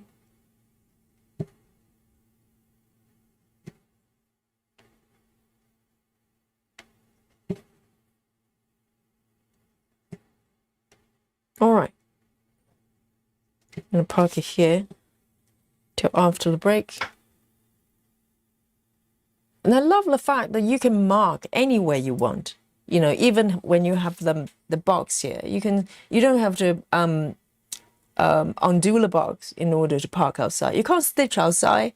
You can't mark anything, but you can park, which is very clever, very clever. All right then, hang on. Let me just undo that so I can hit the bucket. Very nice. Guys, a little bit of chocolate time. I'm gonna have my snack. Colleen says my chart has lots of A15 maroon. Love it. I know. I'm just really happy when I'm stitching bright red or some pinks, as long as it's not super light. It just cheers me up. Lucy says, Yogi, what is the criteria based on the piece you are working on that makes you do box by box? That is so interesting to me that you choose different types of stitching for different pieces. That is such a great question, Lucy. I don't have hard and fast rules at all. It's going to sound slightly well, it's not spiritual. It's kind of, I kind of just follow the whip. Sometimes when you look at the chart on a whip, you kind of get the feel of how they want to be stitched. And the projects will guide you, or guide me rather. And, you know, sometimes I will try out a method that I'm interested for a particular piece, but I change my method, you know, throughout stitching the project. So, but a lot of times a whip will have a kind of very specific, you know, vibe. A certain type of stitching method will work better. It just flows better. And, you know, I don't think they're rules necessarily. But this piece, for some reason, if I wander off and stitch some other ways, it will guide me back to block by block for some reason. So I'm kind of just following it. It works better when I follow the guidance, you know. Sola says, Yogi, I become a kale fan. Really? Jeanine, are you listening? And Sola says, I become a kale fan. I had it for lunch. And you're right, quite tasty. Plus, I'm not hungry even hours later. Yes, it's very, it's packed with nutrient and also a lot of fiber, a lot of protein, and it's delicious. Lynn says, Yogi, some stitches go by percentage. Why just enjoy your stitching? Oh, do you mean people tracking percentage? Yes. I think it's a human thing, isn't it? Sometimes we want to be able to measure exactly what it is. I mean, personally, you know, if I stitch on my own, I literally forget to even look at stitch counts. It just never crossed my mind to look at the stitch count. We look at stitch counts here for fun, you know, and percentages kind of can be encouragement, but sometimes it can be this, you know, it kind of makes you feel like you're not stitching fast enough because other people is like 50%, 60%, and you are not. So, you know, comparison sometimes can, you know, backfire. All right then. Oh, I want to show you my new snack. Guys, are you curious? I cannot wait. You know, it's summer. It's quite hot, isn't it? Anybody wants to guess what my new snack is? Let's see if anyone can get it. I would be so impressed.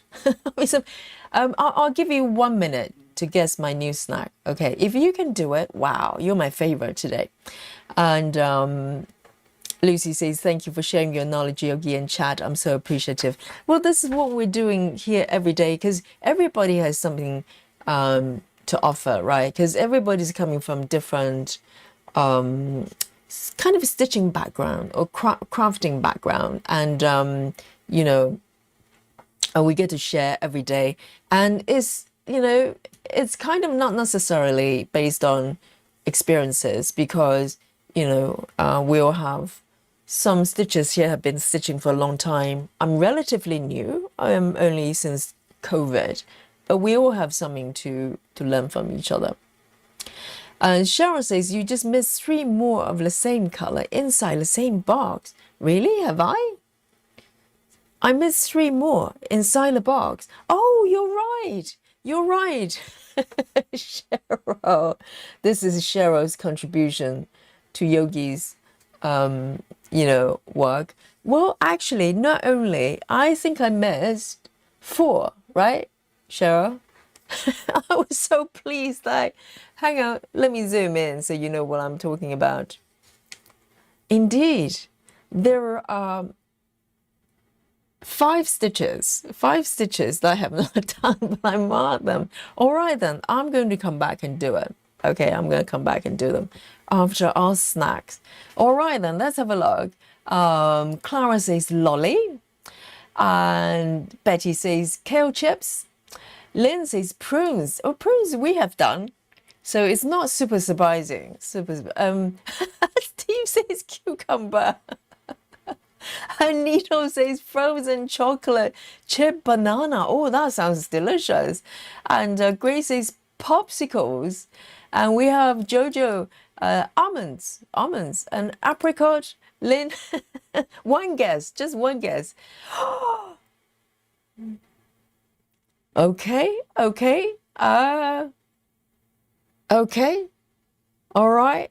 I'm just looking at the chart here. So one of you got it correctly. Yep. I am very impressed. I am impressed. I'm very impressed. And that is our love drunk. There you go. Dun, dun, dun. Love drunk. How did you do it? How did you do it? I was so sure that nobody would be able to get it. Yes, indeed, guys. I have some beautiful watermelon here, okay? And it's beautiful because, oh, Love Drunk, first of all. Round of applause for Love Drunk. That is, you know, superpower. That's got to be superpower, okay? So, yes, I have some watermelon. Let me show you. I've got a little cling film on top. I need to remove it. Because I'm trying to prevent the bugs from attacking it. Let me show you my beautiful watermelon. Okay, let me move it. This watermelon time. It's not chocolate time. Dun, dun, dun. There you go. Isn't that fantastic looking? Look. And I got this. Let me show you. Isn't that beautiful watermelon? And it looks so fresh. And you know what? Because last night, I had late class, right? Monday evening. And when I come out near the studio where I worked on Monday evenings, there's like a street a vendor. They do fruits and, you know, like old-fashioned greengrocer, but by the road. It's not a shop, okay? And I've been walking past week by week, and I see like huge watermelon. We're not talking about little round ones. These are the long ones, you know, the rare long ones. And when I left the studio yesterday, it was nearly 9 o'clock. I was surprised to find the vendor was still there. Normally, they probably close at around 8 o'clock. So by the time I finished, they were gone most of the time. And when I walked past, they were still there. So I said, whoa, I have to stop by. And I said, you know, these are very long ones. And they cut in like quarter wedges, like really big. And I asked them for one. Okay, the guy who ran the vendor, the greengrocer, he goes, I will give you, because I asked him how much it is, and I expected to pay like a fiver. It was a huge wedge, you know, quarter wedge, and he goes £2, and he goes, if you get two, two for £2, two for £4, so it's the same price. But he was like, you know, huge wedge, £2, and even though for a split second I was thinking, well, there's, you know, two wedges is like half of the big watermelon. You know, me and Mr. Yogi, we're not gonna be able to finish it, but I took it. I paid £4. Now I have two, like a half a watermelon in my fridge. Okay, and so we're going to be having watermelons 3 meals a day, 3 times a day for the next 3 days. And this is so lovely, so fresh. Look at that. Because sometimes when you buy watermelon from supermarkets, it's very disappointing. And I haven't tasted them. I hope it's sweet, but I will be happy whichever it is. It looks so great, isn't it? And £4 for huge half watermelon. Oh, the street vendors are the best. And there you go, guys. I'm going to take a bite, okay? Sincere apologies if you don't have watermelon for you. Love Drunk, well done. Yes. I don't know how you guessed it. It's so random. Yes. Steve says, picture Yogi on her bike with a giant watermelon on her arms. I know he actually put each quarter into a big bag. And I popped them in my my bag's like dancer's bag, so it's really got really a big opening, and they're really heavy. Okay, Steve, it was like weight training, but I was so happy. I was so happy getting them. I've been thinking about getting them for ages. Guys, cheers. Okay, I'll try to pick the pits, but I might just eat them because I'm too lazy. Oh, so fresh. And just about the right sweetness. You know, sometimes if it's too sweet, then, you know, it's a little bit, you know, too much after a while. But this is just so fresh. It's so good. So cow, JS says, do British try watermelon with anything on top? Here in the States, people try with salt, with lime, with spicy seasoning. Spicy seasonings. I have heard of people sprinkling salt, but you don't need it for this. This is just the right amount of sweetness. This is so good. I'm so happy. Oh, I'm so happy. Thank you. Thank you, watermelon. Because sometimes it's so disappointing when you buy from supermarket. They tend to be pre-cut, and they're really soggy, you know, because they're pre-cut. They've been left in a box for a while, and sometimes they're really watery. You know, the just not, you know, waterlogged. But these are just so fresh, so lovely. No, it feels like summer. It feels like summer. It's really cooling. I'm so happy because tomorrow is going to be so hot. I'll try to pick the pits off, because sometimes I just eat them. It's okay. I can grow a watermelon in my belly. No, personally, I don't sprinkle anything on top. If it's good watermelon, you don't have to do anything. I think you sprinkle salt when it's not very sweet or something like that. Let me take my napkin here. Yum, yum. Oh, delicious. Really, really good.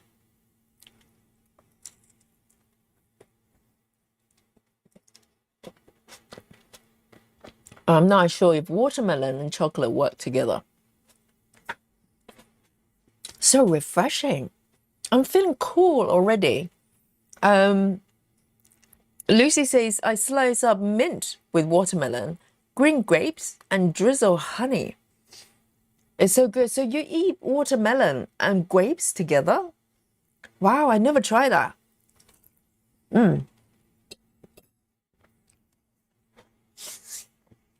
Janine says, watermelon needs salt. Don't forget to put it on there. No, no, no, seriously. This one you don't. It's so refreshing. And the sweetness just perfect. Yum, yum, yum. I'm so happy. Lizzie says, I never eaten watermelon with salt. It tastes fine to me without it. No, I never do it. I've seen people doing it, and I understand the reason for it, but I never do it myself. Oh, a big chunk here.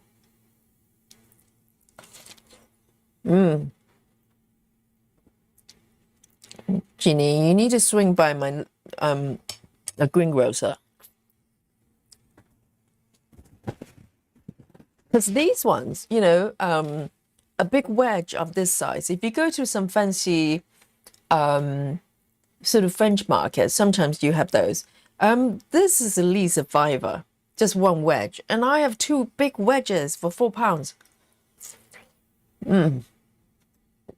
So happy.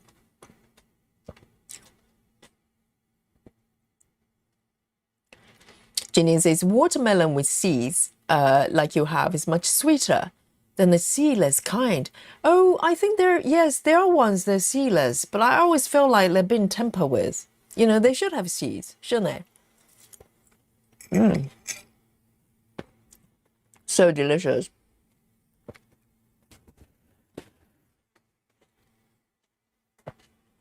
Lona is having banana, black cherry curry, not curry, black cherry yogurt. Yes, this is so refreshing. Really, really lovely. Yes, chocolate is very, very nice, but sometimes nice fruit is also very, very nice. Yum. Particularly hot days like this, you know. So I'm gonna just pick this one.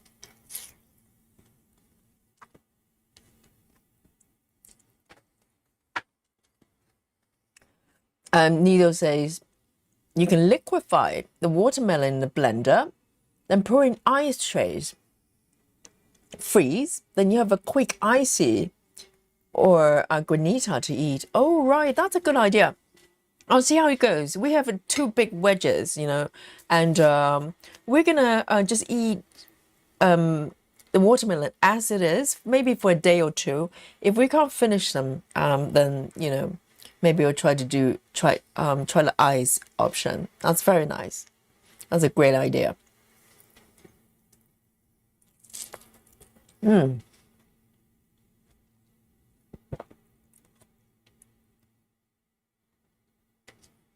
yum. But I've never heard of people putting spices on watermelon. What kind of spices do you put on top?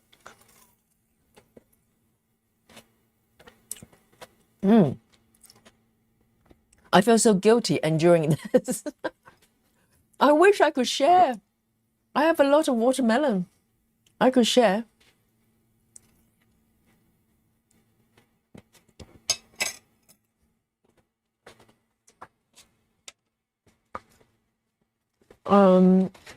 Betty says, I like salt. We each do what we like or don't like. Yeah. But these are just the right sweetness. I think salt actually brings out sweetness a little bit more. And I think that's why. And also, you know, maybe in the hot countries, salt is actually necessary for the body because you sweat a lot. So maybe it's kind of a way to take in more salt as well.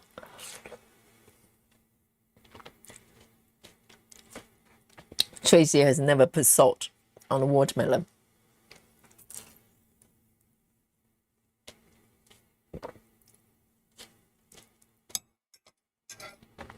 Oh, it's so good. And it's got a lot of water content as well. So you feel like you're hydrated.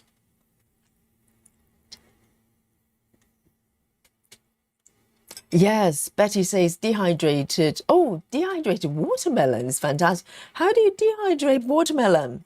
There'll be nothing left because it's all water. So you're left with, you know, I'm one of those people because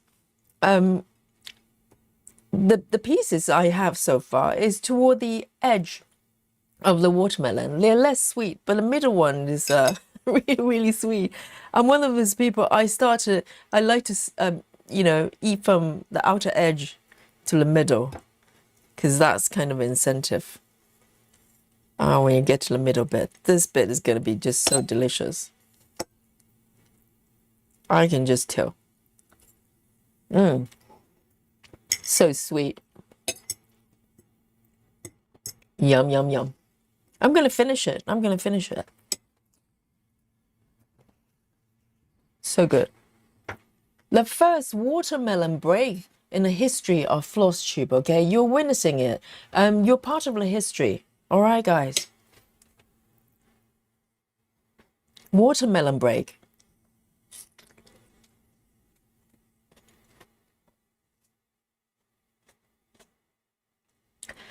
And so Carl J. As says the spices usually including salt, lime powder, and some type of spicy chili. Really? I can't imagine the taste. Lime powder. So it's like, is it different from squeezing fresh lime?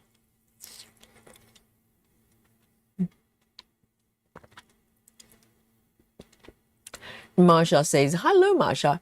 Marsha says, I love watermelon, but once ate too much gives stomach cramps. Yes, I got to be mindful about that because it's so good.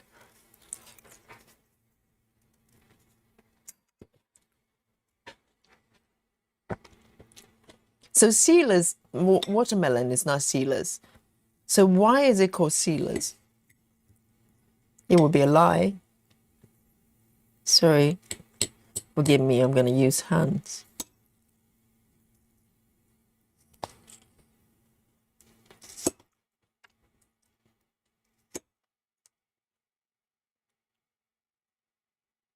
So tagine is a type of watermelon, is it?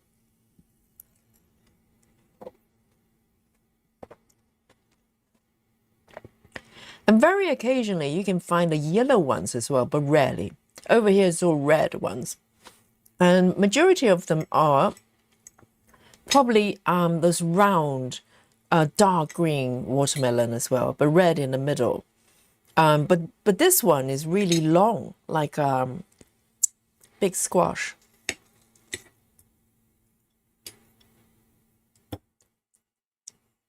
I know it's a little bit messy, but it's so delicious.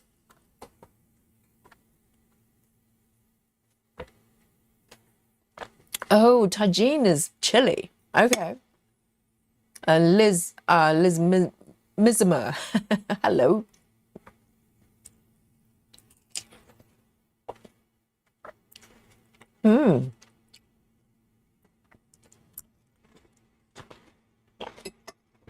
I did it, guys. What should I do with the seeds? Can I grow them? I wonder. It was so good. I'm so happy. I feel so chilled, which is a cooling from the inside. I was sweating just now. Oh, lovely. Very, very nice. Very, very nice. I can't believe it was £4.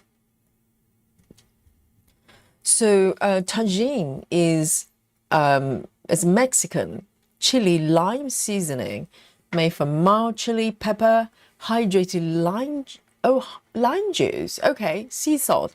I can imagine the taste. I'm not sure about the chili element of it, but lime and salt, I can imagine.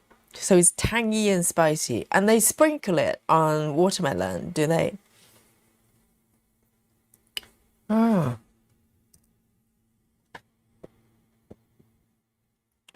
Very nice, very nice. That was a very nice watermelon break.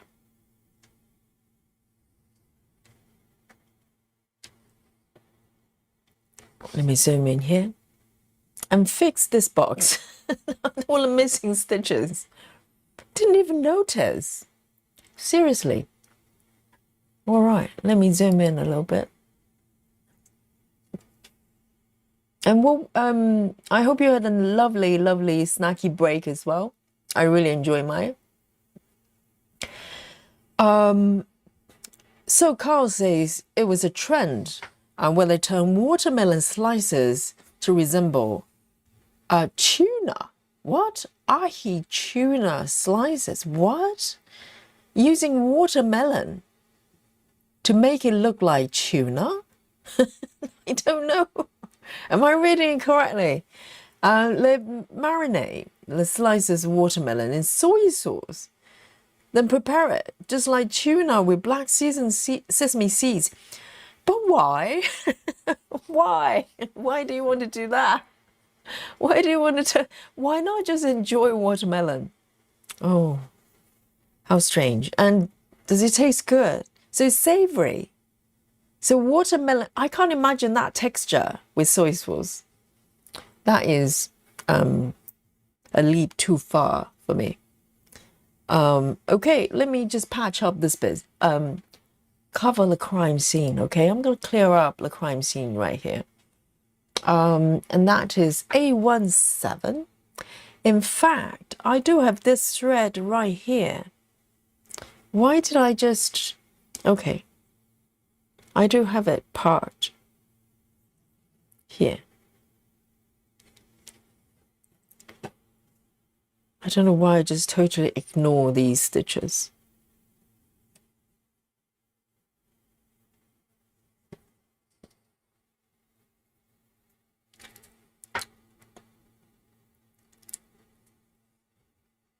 Fickles is just missing the tequila. So tequila, do you have it with watermelon? Is it like a cocktail or something? And Lona says, plant the seeds in mounds of dirt. And what happens?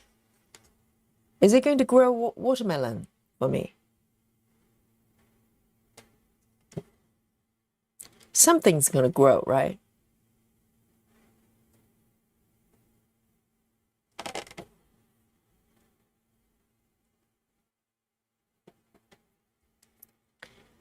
Susan says, give them to squirrels. Susan, are you trying to break my friendship with squirrels? Remember what happened when I offered them my delicious cucumber? It didn't go down well, okay?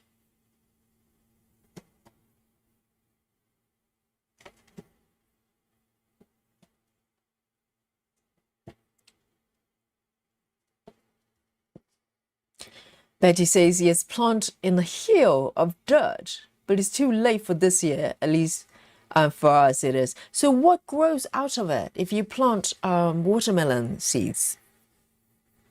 Does it turn to a tree? Can you imagine? I'm gonna have watermelons in my tiny patio in London every single year. I'll just have my own watermelon.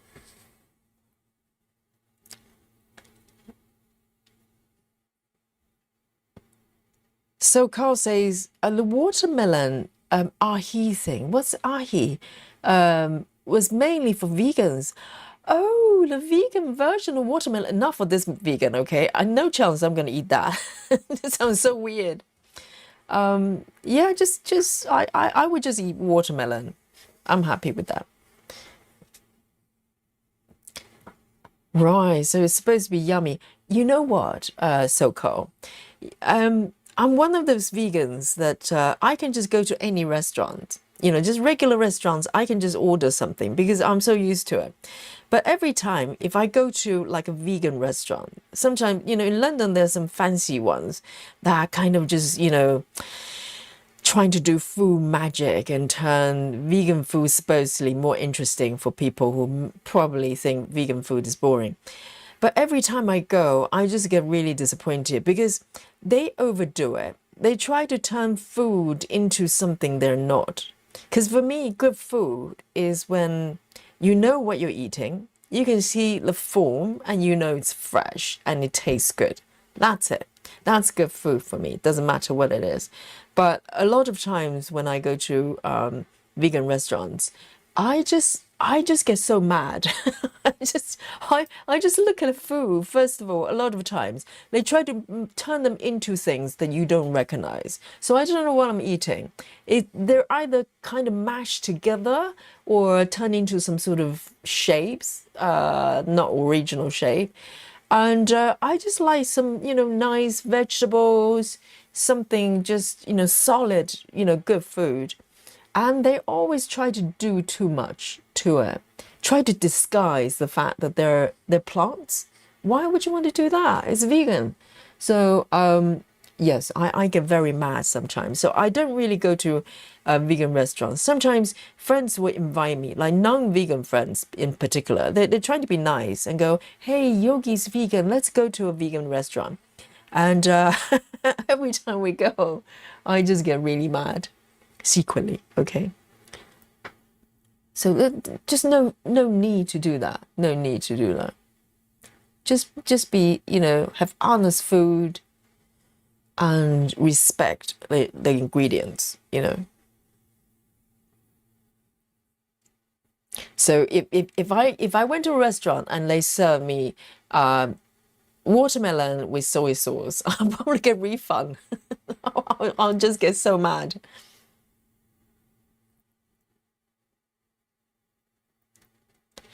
So let's say melons are vine. Okay, so they don't grow on trees. Okay, all right. But watermelon is too big to be just hanging on, vine leaves. I don't know. Maybe on the ground, right? And this one is also done as well, so I'm gonna mark it. Very nice. Right, the next one is 3799. 3799.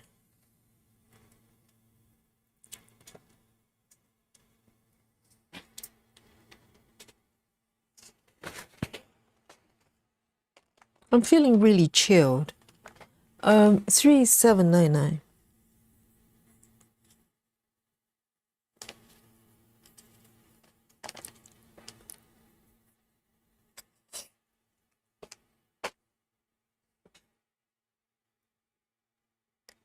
Heather says watermelon vines grow along the ground. Okay, because they're so heavy, you wouldn't be able to, have them just hanging somewhere. That makes sense. They have to grow on the ground. A little bit like potatoes.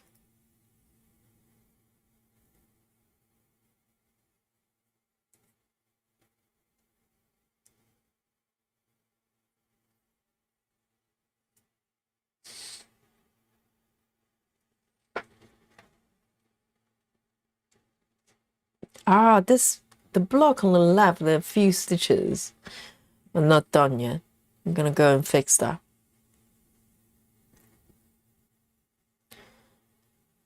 And yesterday, I think, well, not yesterday, the day before, the session before, someone was asking about tension lines when they stitch block by block. To be honest, I never have it. You can see most of this piece I stitch block by block, parking, and occasionally I might have stitches kind of flow out of the box, but a lot of times don't. But I don't really have any problem. Oh dear. Okay, reverse stitching, reverse stitching.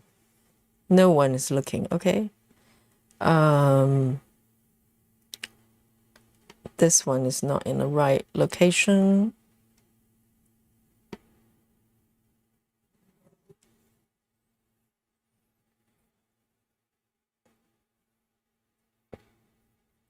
So let's say you have to push the leaves aside to find the fruit, referring to watermelon. I don't think I ever seen it grown in a while. And I think it's tropical food, isn't it? A tropical fruit. It's not. Can you grow watermelon over here? I think it's too cold. I think it tend to be grown in warm places.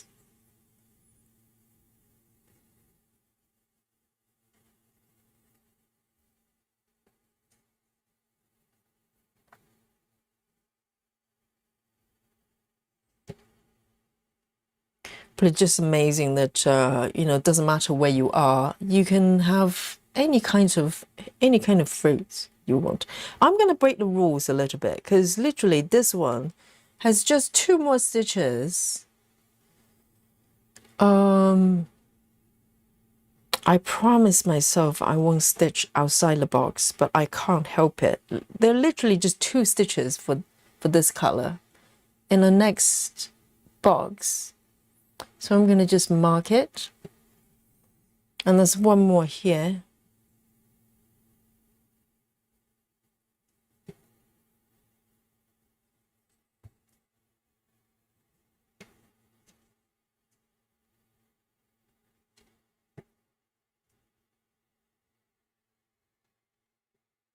And then I'm going to park it over here. I know I'm cheating, but I can't help it. 1, 2, 3, 4, 5. That's a little bit easier because otherwise it's a little bit fiddly.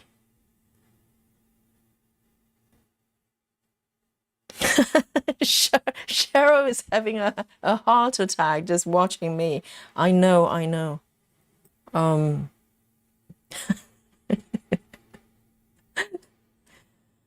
Jeanine says, I've tried to grow watermelon and I always fail, so I gave up. Buy it at the farmer's market when I can. How long does it take to grow a watermelon that's edible, I wonder? Does it take years?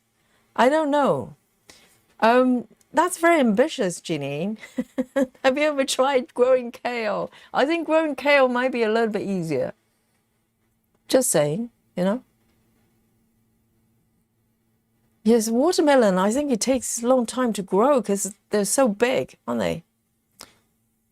I've got 4 more stitches for this one.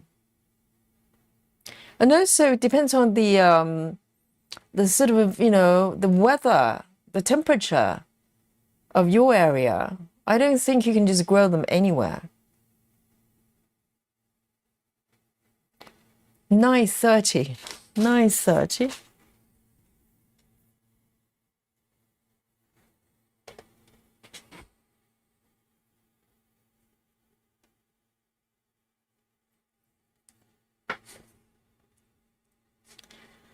Nido says I just post a pic on Facebook. What's the picture? Watermelon sashimi? I wonder. What photo did you post? Cheryl says my father always grew watermelon and we live in Massachusetts, definitely not tropical here. Really? So it doesn't have to be hot weather. I don't know, I just have sort of under the impression it's coming from sort of tropical countries. Maybe there are different types of watermelon. 1, 2, 3.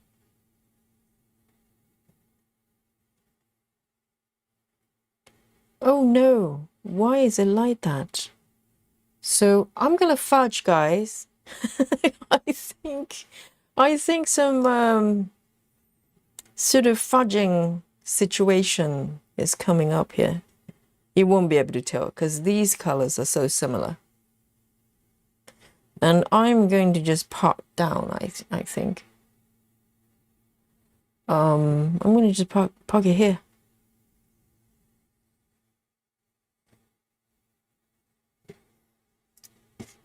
There.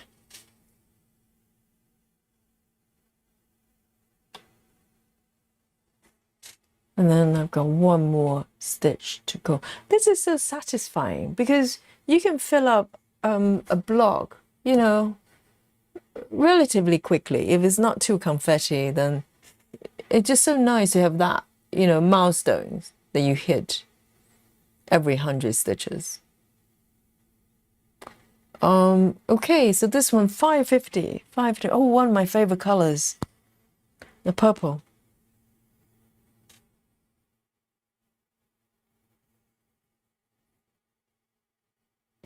What? Janine says, it takes 60 days. Really? 60 days? That's 2 months. You grow a watermelon. That's it? Sola says, according to the garden answer on YouTube, that's got to be true. It takes all summer. What? That doesn't sound like a lot of time. But normally watermelons, you get them during the summer. So how does that work? So it takes a whole summer to grow. Are we eating watermelons from last year? Is that how it works? They keep all of them. So how come we're not eating watermelon in autumn?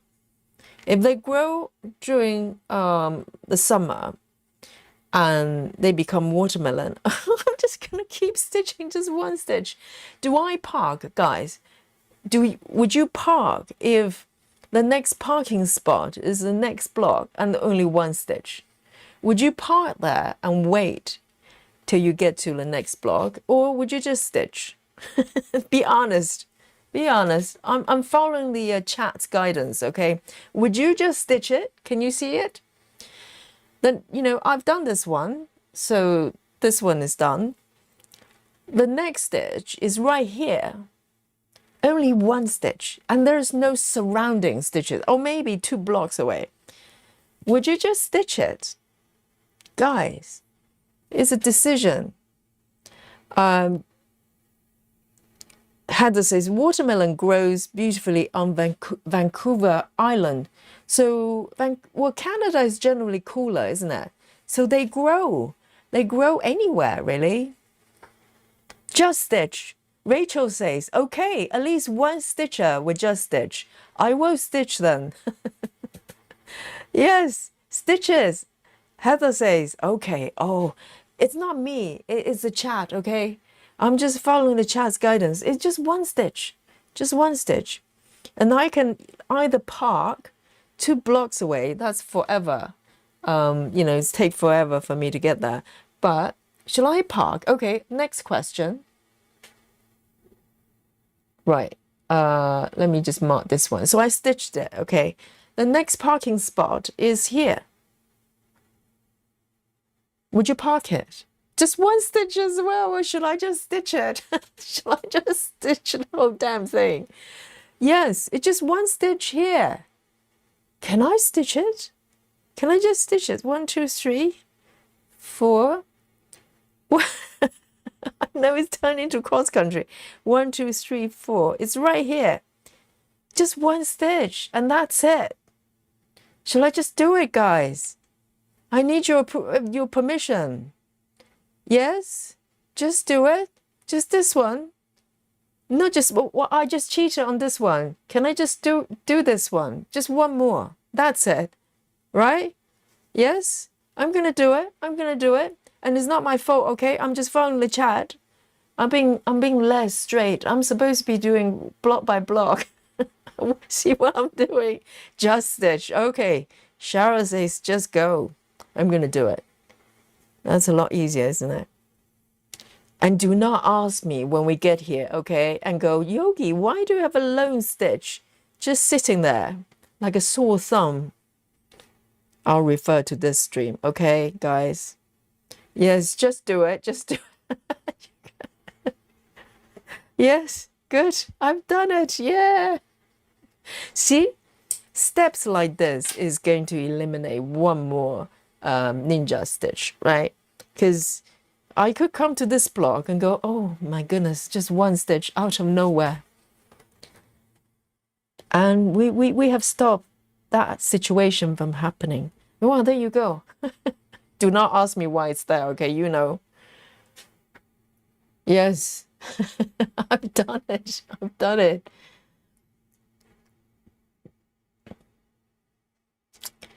Yes. See, the second block finished. Lovely. So I'm gonna roughly follow the diagonal direction, but it does beg the question, what should I do with this block? I should do this one first, shouldn't I? There are two blocks here, so I can start to build the staircase. I think I should do that, right? And this part has been there for ages, but it's very close to the edge of my my hoop, because today I'm using a very small hoop. Maybe I'm gonna stick with this one because it's too close to the side. It's a little bit awkward to stitch. All right then, I'm gonna stick with this one. So there are a couple of stitches from the top block here I need to fix first.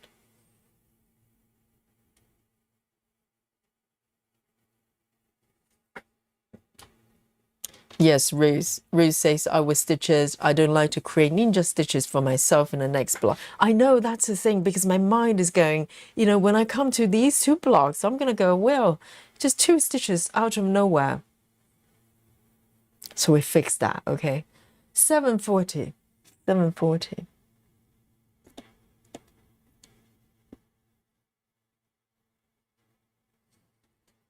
And I keep saying I'm going to stitch within the boundary.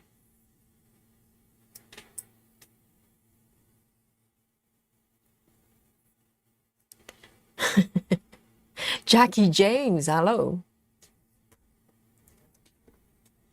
All right then, I'm going to fix these ones first.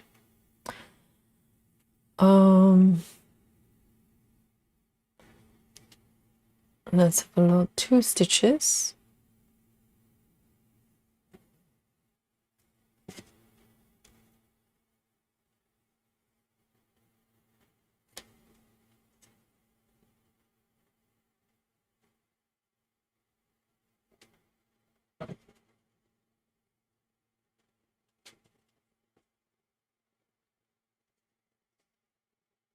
And then I'll turn on the box once I'm done with these ones.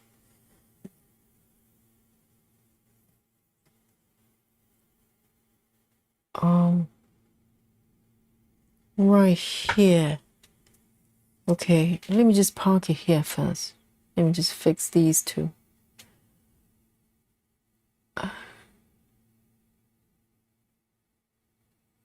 Oh, these colors are so pretty. 919. 919.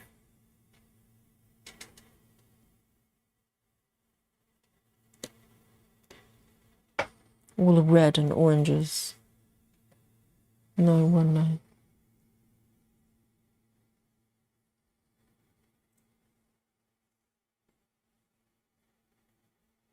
So, oh, this one is tricky too. Let me see. So there are a few stitches over here. I think what I'm going to do is to fix these ones on the left first. They're literally just there.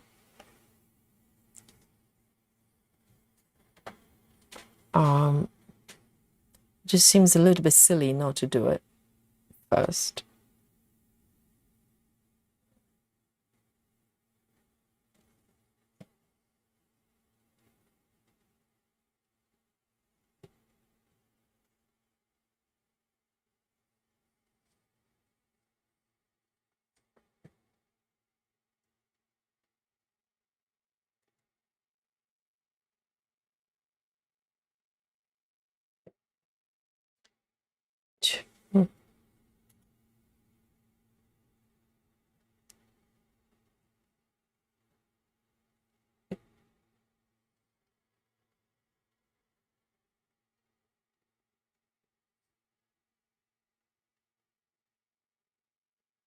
Because I think this area, I was kind of doing kind of random cross country. Hang on, not this one.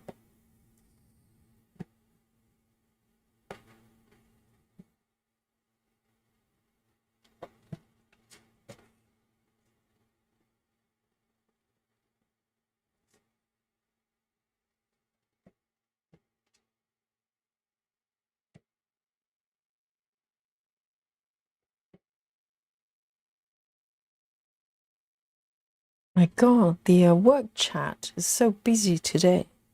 It's just all sorts of stuff is coming through. And it's like 11:30. What is everybody doing?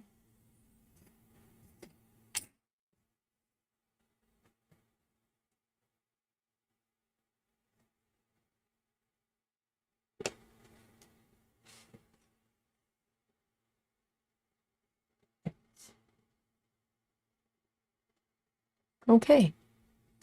And oh dear. Okay, I'm gonna end it actually.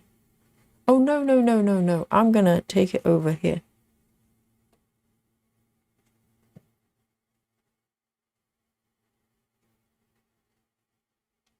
I'm gonna clear the crime scene first.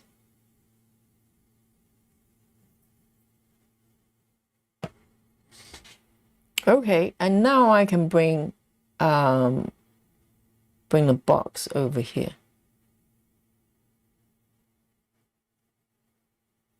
Right.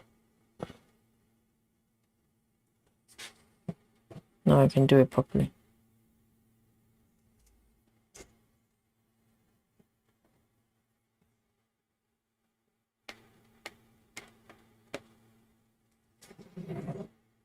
What?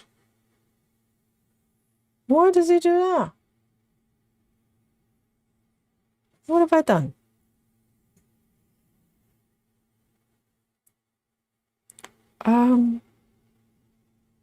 I teased the wrong one. Oh, that's right.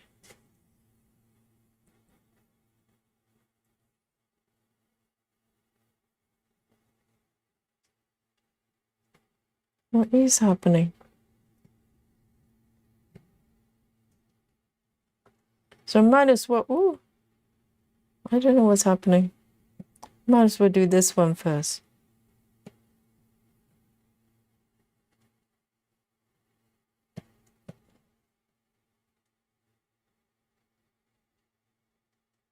Hang on.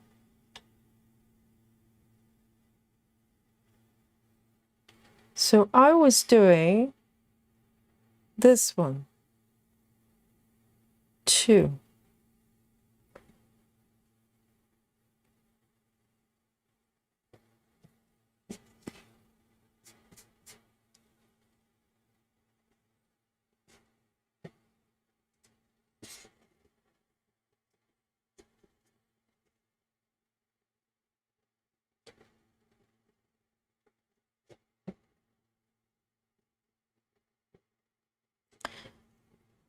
Huh? Oh, I am so confused. It's not this one. Why does it? No, it's over here. Oh, pay attention. No, I just keep looking at the wrong spot completely. Hang on. Cheryl is going to be shouting at me again. Hang on. I'm going to fix it, okay? 1, okay, it's here.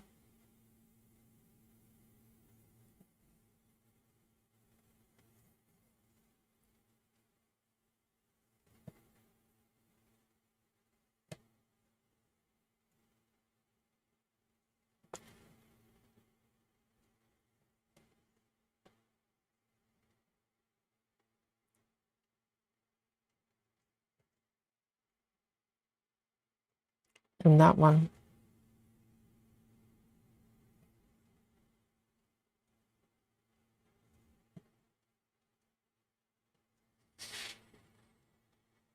There you go. And oh, this is a little bit tricky. So if I go up instead, Because with parking, you do have to think about not just filling in all the stitches. You have to think about what happens afterwards.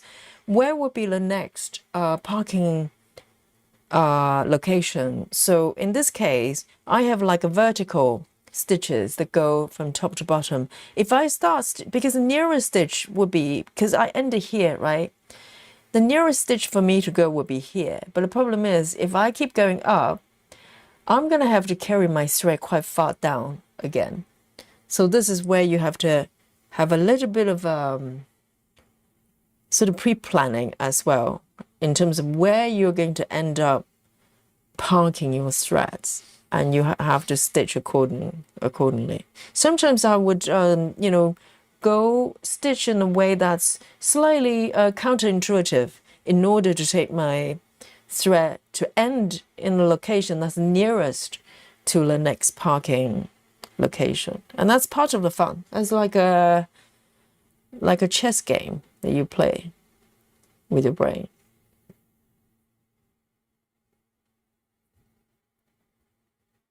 Jojo says, the picture is starting to take shape. Can't wait till you work on the drapes. Love the colors. Oh, the blue curtain. Yes. I have a little bit done on the left side already, and there's a lot of beautiful blue colors.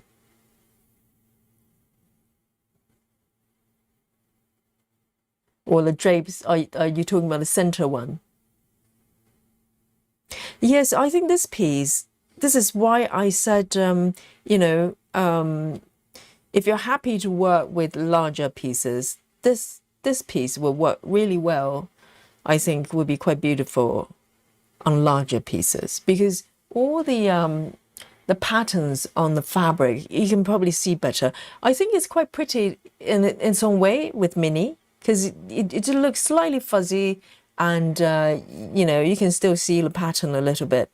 But I think if you want a lot of details, you know, this piece would be a great candidate. I don't know, I haven't seen anybody doing supersize with this one. I'm not even sure if it's got supersize, but I can just imagine the details of all the fabric, all the quoted patchwork pieces. It's just so beautiful.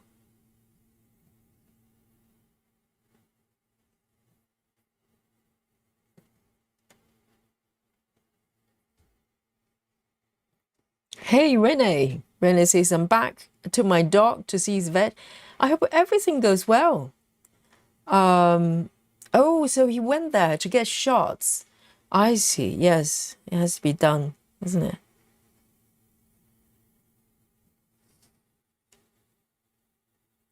But I've been told by my vet, I don't know about dogs, but for cats, as they grow, they become grown-ups. Technically, he kind of said it hush hush, okay, because during COVID, we weren't able to get cats shots promptly, and the vets actually told me that you know, if cats are over, let's say 5 or 6 years old, slightly older grown-up cats, they don't need to have yearly, you know, shots necessarily, because they kind of have, you know, immune system pretty robust. But of course, the vets will like you to go every year. It's the money thing, I think. It's probably as much as the you know, the profit more than anything. They're trying to get you to be there promptly every year and make you feel guilty for not doing that. But in fact, during COVID, a lot of people probably couldn't get it done, and then they're fine.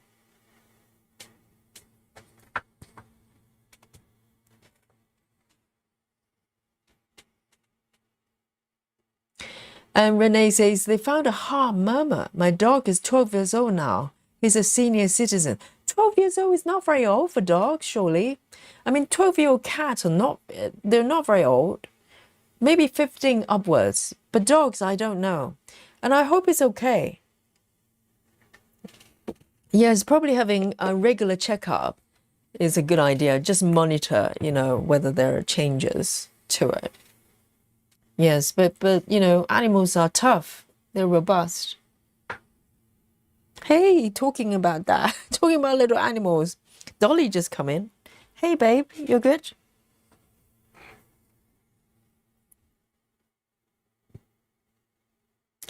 Oh, there you go. I did say we've got, you know, people from different profession that, you know, in the chat, all hidden here watching us.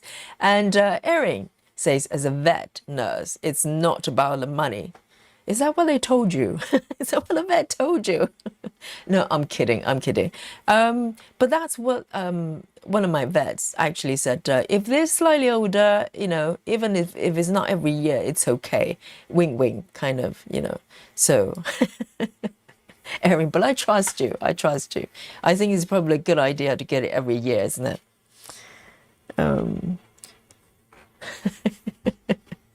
See, I'm instantly corrected. You just never know who's watching, you know. There you go. And next color. And thank you, Erin, for the information. I'm sure it's not just for money. I'm sure. Maybe a little bit.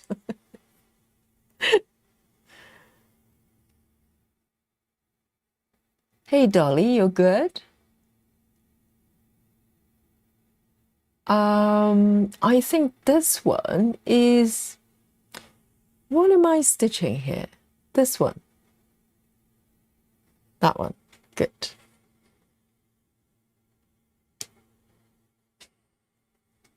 Hey, babe, you good? Oh, belly up. Just already. Seriously.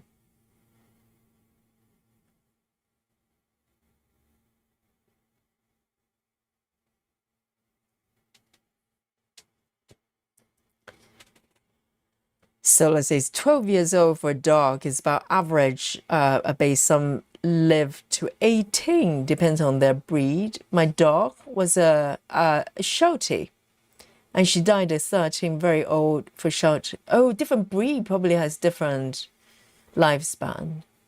Yes, they're always outliners. The other day I saw this video of a cat. I'm pretty sure it's authentic. It was a very old video, maybe filmed back in 80s or 90s. There was a cat. I'm trying to recall. I'm pretty sure it's like 30 years old. Seriously, 33. Like oldest cat. I don't know if in the world or whatever. Dolly, do you want to say something to the chat? Yes, babe? You're good?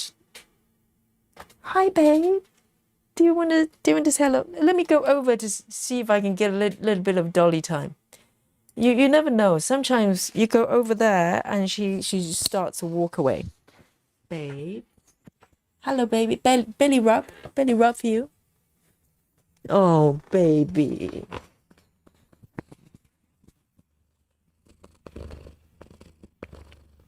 A little belly rub.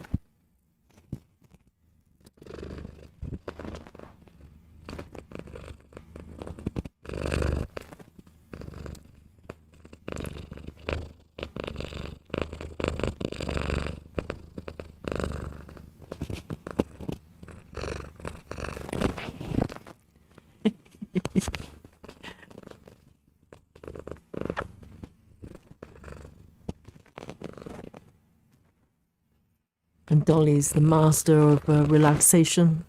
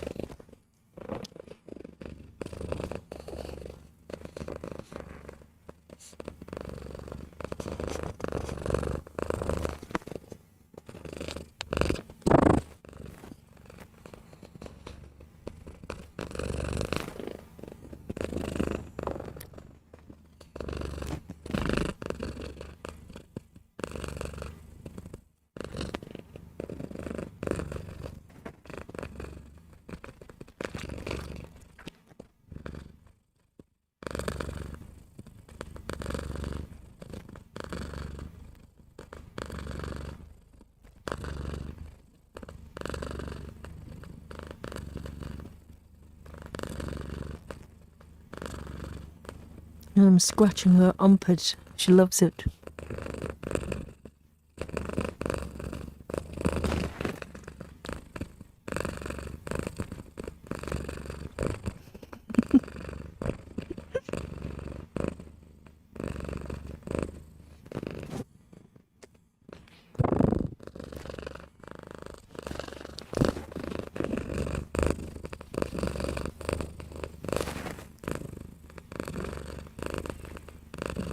Is it good? Oh.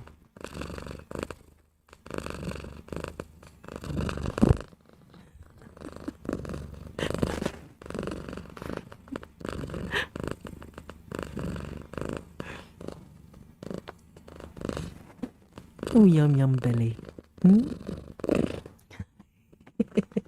Okay, she's had enough. She's literally upside down like a pancake.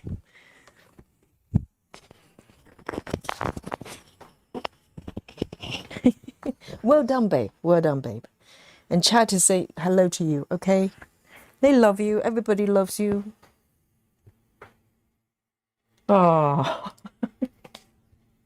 my hands are so hairy, completely hairy. It's got dolly hair.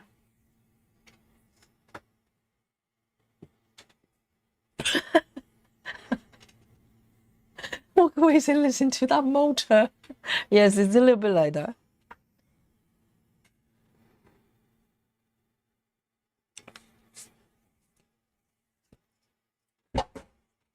Okay, babe. Christina says, my cat. The cat was 19 years old. Yes, it's not uncommon. It's not uncommon to have, cats that live way beyond the normal, age expectations. Because people look really good, look after the cats really well, particularly indoor cats. Not indoor cats, but domestic cats. They can live for a long time. Jojo says, my oldest cat was 21 when he passed away. I know. But you know the 32 years old cat, when I first saw it, I thought it was a hoax. But then, apparently it's real. Sola says 30 is quite old for a cat, but not surprising. My ex-cat died at 18. Yes, normally if cats die, they pass away mostly because of certain illnesses. If there's no major illnesses, they just grow older. They can live for a long time, if they're lucky enough not to have any sort of major illnesses.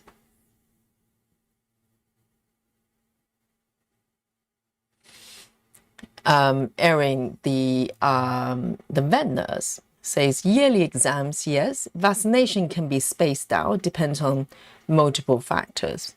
Yes, yes, because during COVID, a lot of people will not be able to go to the vet. So I'm sure a lot of pets probably miss the vaccinations.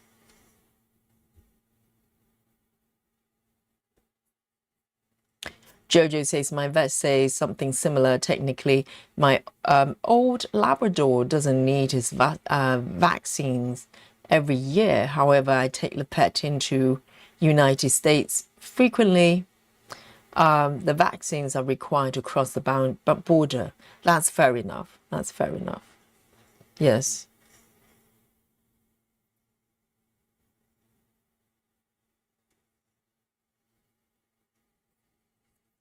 Renee says, my friend just lost her dog today. She was only 9. Oh, dear. But her cancer spreading. She was a therapy dog and helped a lot of people who were shot in or ill. Yes, I know, because Molly and Dolly, they're the same age. But Molly had a tumor growing at her throat. So it blocked her breast, basically. So even though, we tried to remove the tumor once quite successfully, but it was just growing back so fast.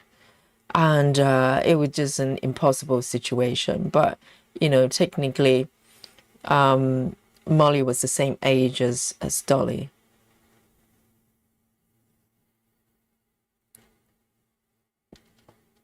Ginny says, I had a cat, lived 22 years, which I thought was amazing, since she was Rain throughout my family about 3 times. Yes, I know cats, if they're properly looked after, have a good life, and no major sort of illnesses, they can live for a long time. They can just keep going.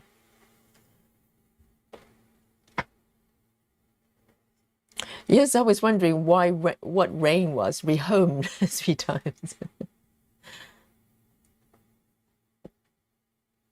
Yes, I think it's not unusual. 2021 is probably more common than we think.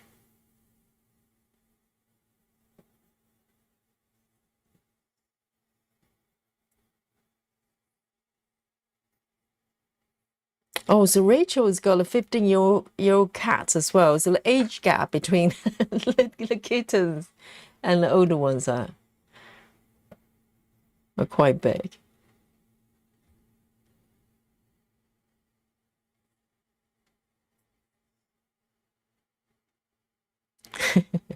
I think Dolly is doing a little bit better with the powering. For a while, she just refused to even come into the room during the stream.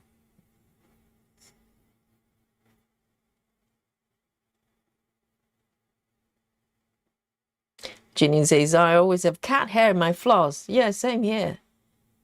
A little fluffy bits.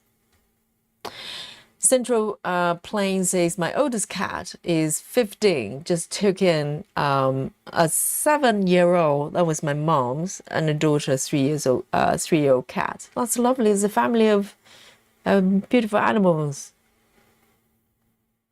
I think it's great if you have younger children to have a pet in the family, because I think it's good to teach the children how to look after someone else. It could be an animal, to look after another life, and also maybe to take the kind of focus off themselves.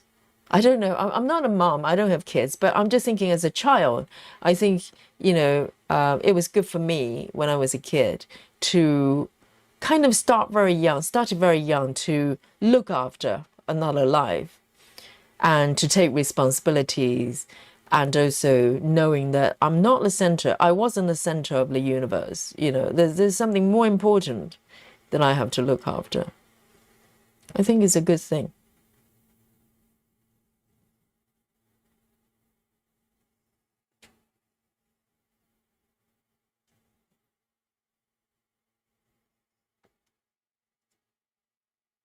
All right, and I am going to end this color here.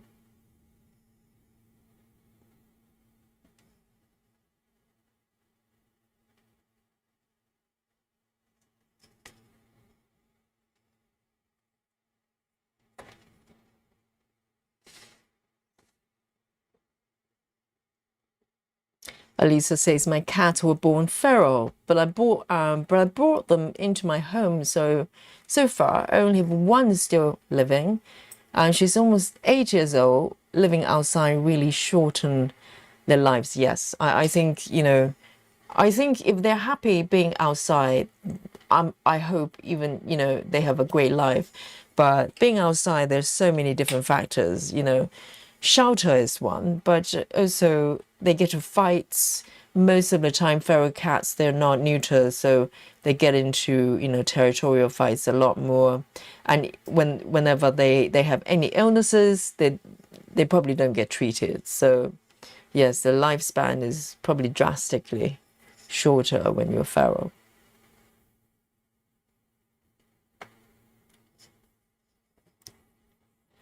And Erin the nurse says, we actually got busier during COVID because so many people adopted pets or were homed more and noticed problems with their pets. Really? Wow.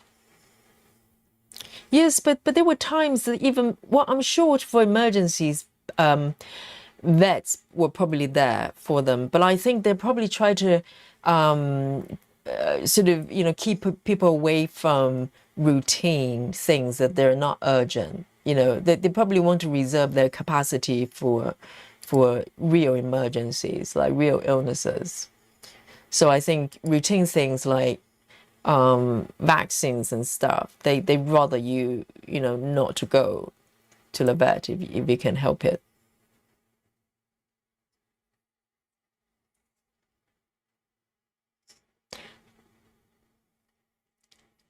Jojo's got cat hair in the fabric as well. I think we all do. It's part of what it is, isn't it? The DNA of our pets in our work. All right then, which block am I stitching exactly? I'm stitching this one.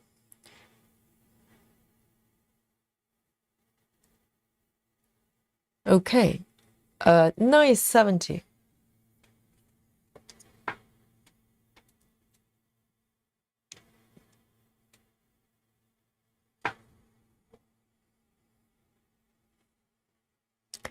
This one, let me just draw the lines a little bit more. I keep getting confused.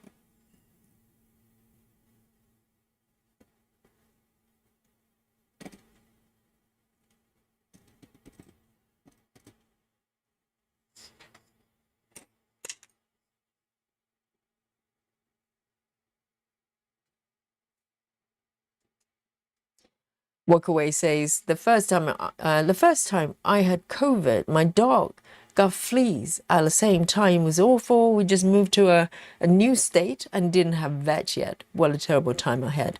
Wow. So no local vet. And but did you get to a doctor as well? I think fleas, luckily, is not critical. It's not sort of urgent situation. I'm sure it's quite inconvenient, but luckily it's not sort of major illnesses, emergencies. I mean, in the very beginning, particularly, I remember when did it start? 2020, wasn't it? In the very beginning, there were families that have family members passed away. They couldn't even go to the funerals. Remember, I think the first year, and then maybe started to loosen a little bit. And I'm just feeling for those people, maybe lost their loved ones at that time. Imagine if you can't even go to the funerals. That's just heart-wrenching.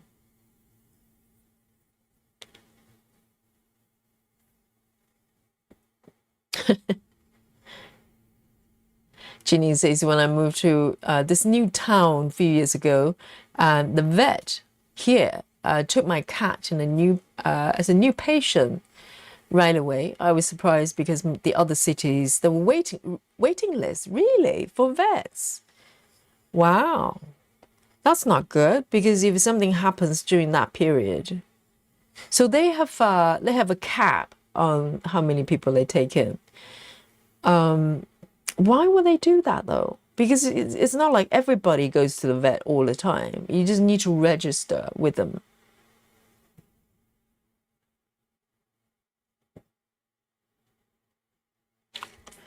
I think, as a pet owners, wherever you move to, the first thing you research is, do I have a vet nearby? Are they any good?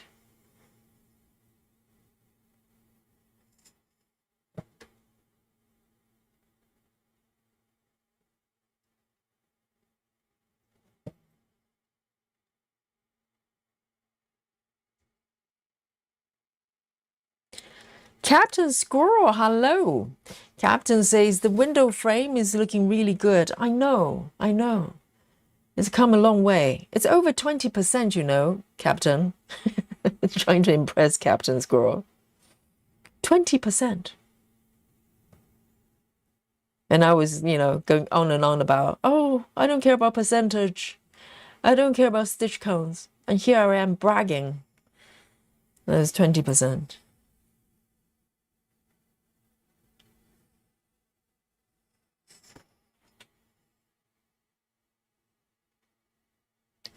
947. And are you stitching today, Captain Squirrel? Have you got your mojo back with stitching?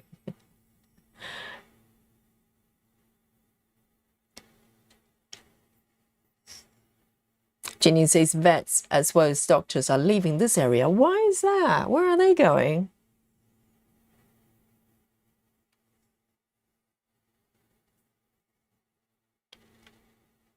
Jojo says having pets with children also let them build unconditional bond and responsibility to care for another. I think it's so important because, you know, some kids, it's not entirely their fault because they're probably raised that way. They become very self-centered.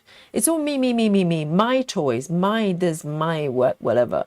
And when they grow up, they become very selfish individuals because they don't know there are, you know, more important things, such as looking after other people. And I think it's so important to instill that, you know, in children and be responsible as well.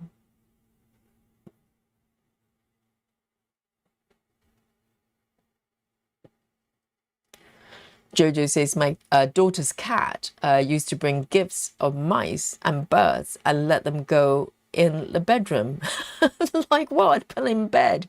And Jojo says, he once put the mouse in her school bag, caused chaos at school. I mean, unknowingly or knowingly. So the cats put the gift in the bag, but your daughter didn't know. And I'm so loving. Oh dear, the poor bird and mice. I know. Maybe the kitties are thinking, hey, lunch, you know, lunch snack, a special snack for lunch. And there you go, dead bird.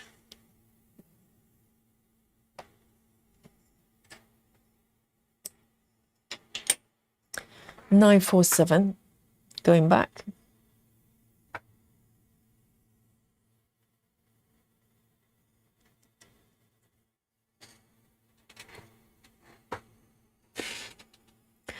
Central Plain says the best veg I ever seen is the one now we see in Kansas.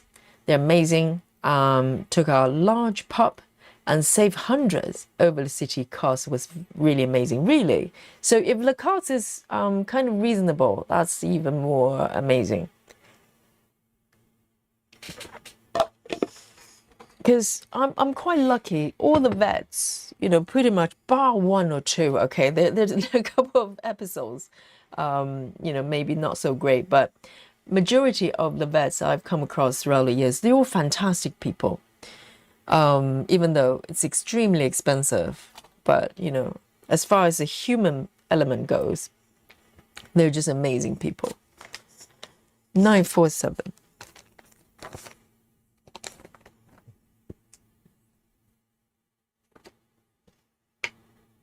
Nine, 4, 7.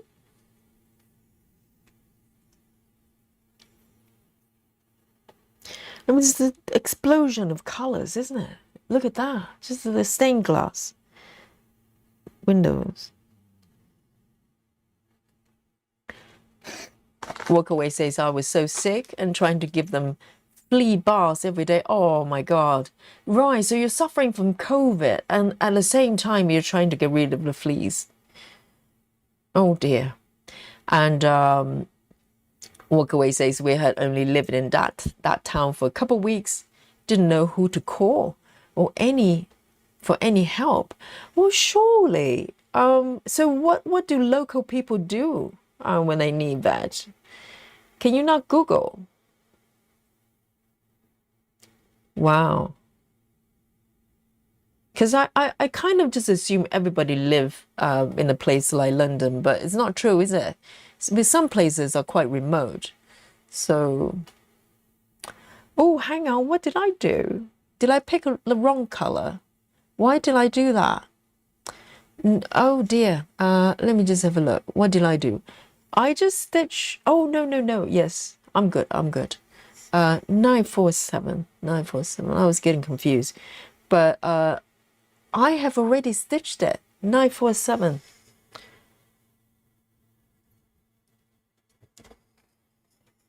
And I picked up the same color again. It's very confusing. Okay, next one. 900. 900.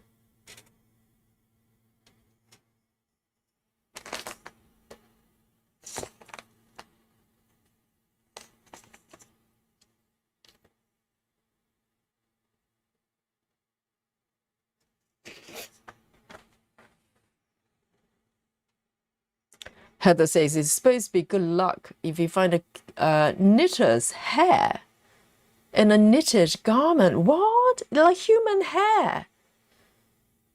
Heather says maybe applies to the cat hair too. What? To find a human hair, would you not freak out? I don't want human hair in a jumper I buy. What if it's just really long, like really, really long? Dear, oh dear. Yes, Captain, 20%, haha. Captain says, not yet, it's early. I'll be stitching after I take baby squirrel to school. Oh, right, that's what I mean. So, of course, Captain Squirrel's in Australia, so it's super early right now. But you're back stitching, right, Captain? Because a while back, you said you kind of lost the bug for a little bit. Have you found the bug? Are you buggy now? Are you bugged?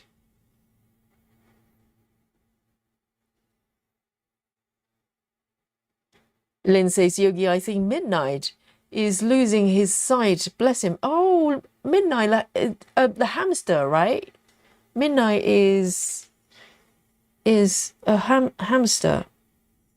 Oh, yeah, but you are looking after him, so he's very lucky.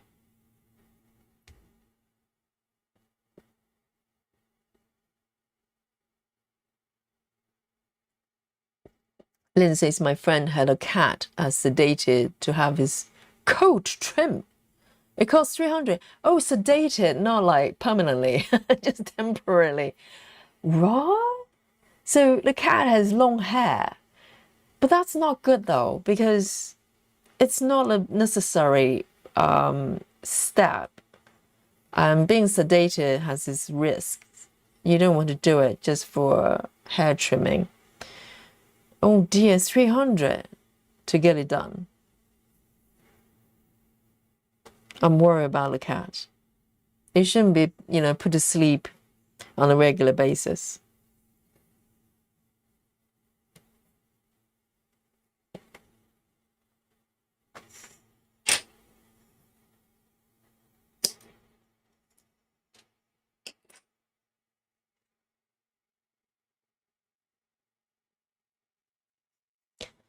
Central says, yes, because I live 200 miles from the nearest city. 200 miles? In the nearest city, I'm in a little town in the middle of no place. Wow. I bet it's beautiful though. But yes, it's a little bit worrying, isn't it? Because being away, you probably have a lot of peace and quiet. But at the same time, things like medical care and stuff like that can be a problem.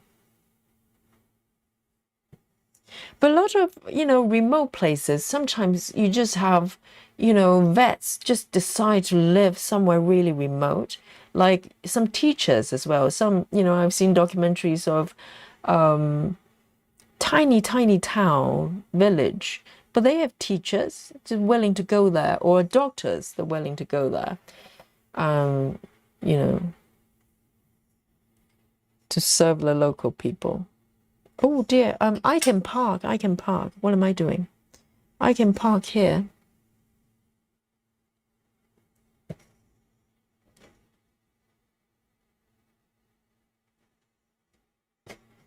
Yes.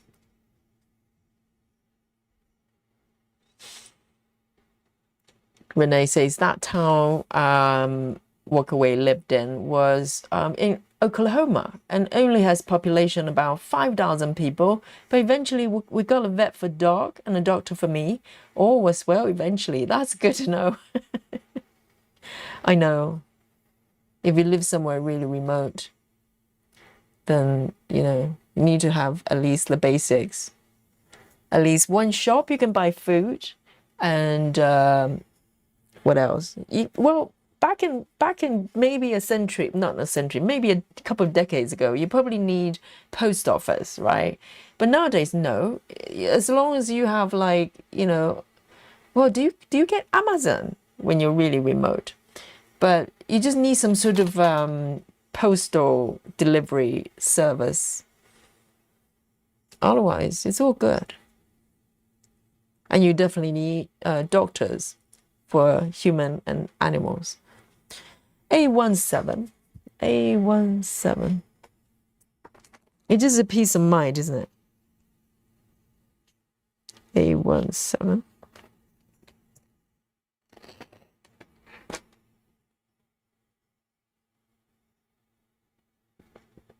Captain Squirrel says, yes, back to stitching life. Got hard for a few months. I'm stitching a piece for a tattoo artist who is going to trade for a tattoo, which is so good. Oh, do you mean like tattoo on you? So let me read this. Captain says, I'm stitching a piece for a tattoo artist who is going to trade for a tattoo. Trade for a tattoo? Who is getting the tattoo? So you're doing a piece for the tattoo. I'll wait. I'll wait for you to tell me. I could guess for 20 minutes, probably all wrong.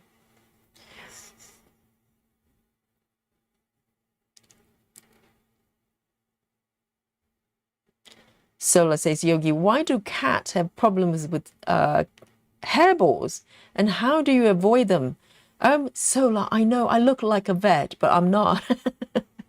Well, I think it's quite common for cats to have cat hair, right? Because they groom themselves. So we have the Erin, the vet nurse here. She can probably explain a little bit more. But I think as they groom themselves, if they particularly have longer hair, well, actually not even longer hair, any length of hair for cats, they're going to swallow some of the hair. And they turn into fur balls. So that can happen. They just need to stop eating fur. Can they just stop doing that? Maybe we can train them to use brushes.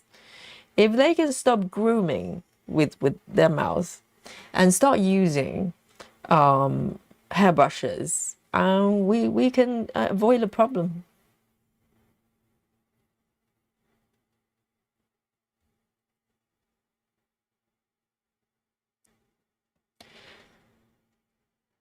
I didn't know it was a thing. You can trade for tattoos, like on yourself. And so TX Sunshine, the cowgirl, is saying the same. So you knit and crochet and give it to the tattoo artist, and they give you a tattoo? Really? I didn't know it was a thing. So does that mean tattoo artists, they just, their house is just full of cross stitching and jumpers knitted by other people? I didn't know it was a thing.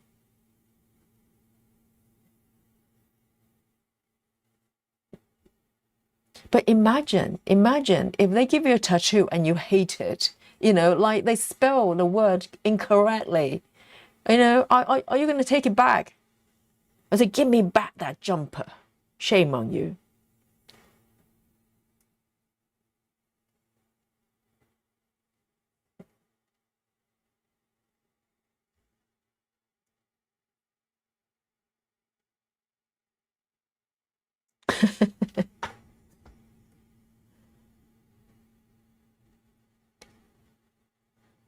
Trading crafts. I never tried that. But the thing is, though, cross stitching takes so long to do. They have to be quite patient. And how big is that piece you're doing, Captain? Is it like a tiny weeny one? Imagine if I'm trying to do my supersized sleep time, trade it for some bananas. Well, those bananas, I have to, wait for a long time. They turn into um, dehydrated bananas, like banana mummies.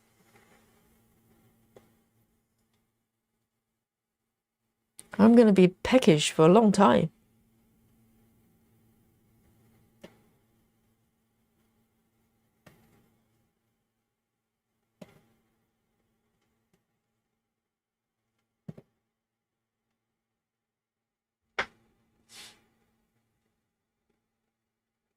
Yes, I bet, Renee. I never lived in a small town, but I can kind of, well, I don't know if I can imagine, but that's, how I imagine it would be to live in a small town. Sometimes I travel to more remote area, not remote area, like small villages and stuff. I always think, oh, this is so nice, but only lasts for about 3 days. After 3 days, I start to get jittery. I'm just not made for countryside. But I like it, for a little bit. I don't know if I can live in a small town.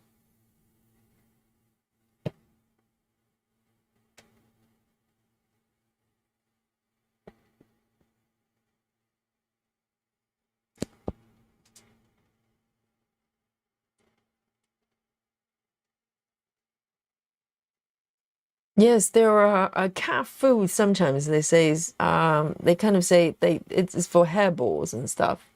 But and also it's not unusual for cats to go out if they're outdoor cats, like, very often they chew on grass.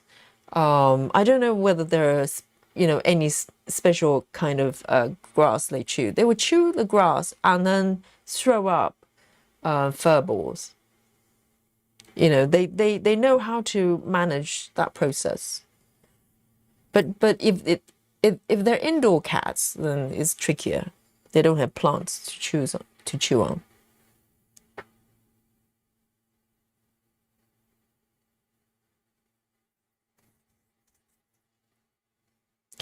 Central Plain says Amazon takes seconds to get to me. Really? So you live in a sort of remote area, but Amazon um, they go to the area. That's the magic of Amazon. Incredible.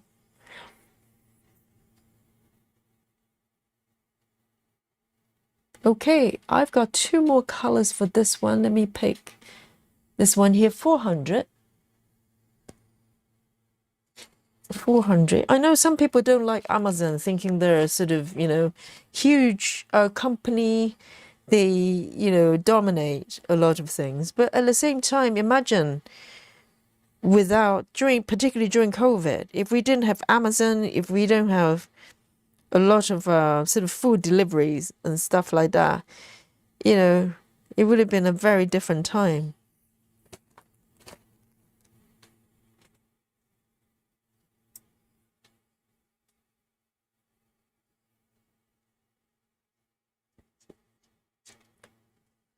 Ah, so Captain is getting the tattoo, and so you're doing the stitching for the tattoo artist to trade for that. So does that have to be the same size? Is it the same pattern that you're gonna get your stitching? What's the tray like? Does that are you stitching the pattern that you're gonna have on you?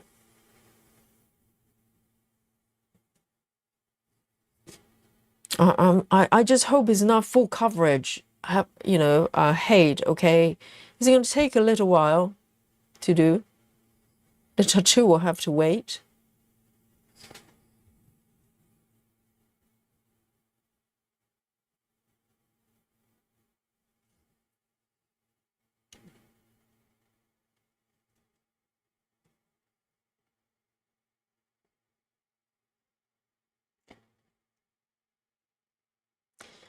Renee says daily brushing for cats cut down the hairball problem. That is true. Yes, if the cats, particularly sometimes older cats, they don't groom themselves as frequently, so you can brush them. But not every cat enjoy being groomed. Like Dolly, it's a real struggle. And but she's doing a pretty good job herself. So, and occasionally she does throw up like fur balls here and there, but she goes out, so she knows how to deal with it. She would chew on grass and do whatever she has to do as a cat. Janine says, my tattoo place just takes money. Yes. Can you imagine? You just offer them some cross stitching and go, hey, have a look at this. Yes, Janine, maybe you can show them. You can trade your stamp kits, for some tattoos, but they have to wait for a little bit, don't they? Cash only, money only. 814.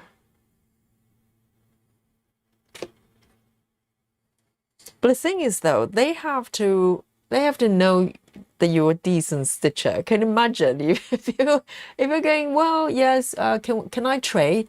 And they're being all nice and go, yes, of course. And then they have a look at your stitching and go, no, that's dog's dinner. No tattoo for you. Oh, I'm going to cheat again. Have a look at this. These stitches on the right side, they're literally attached to this block. I'm going to stitch them, okay? Chat, I have your permission, right? I think you would do the same. Okay, I'm going to do those stitches literally just there. Right next to this block.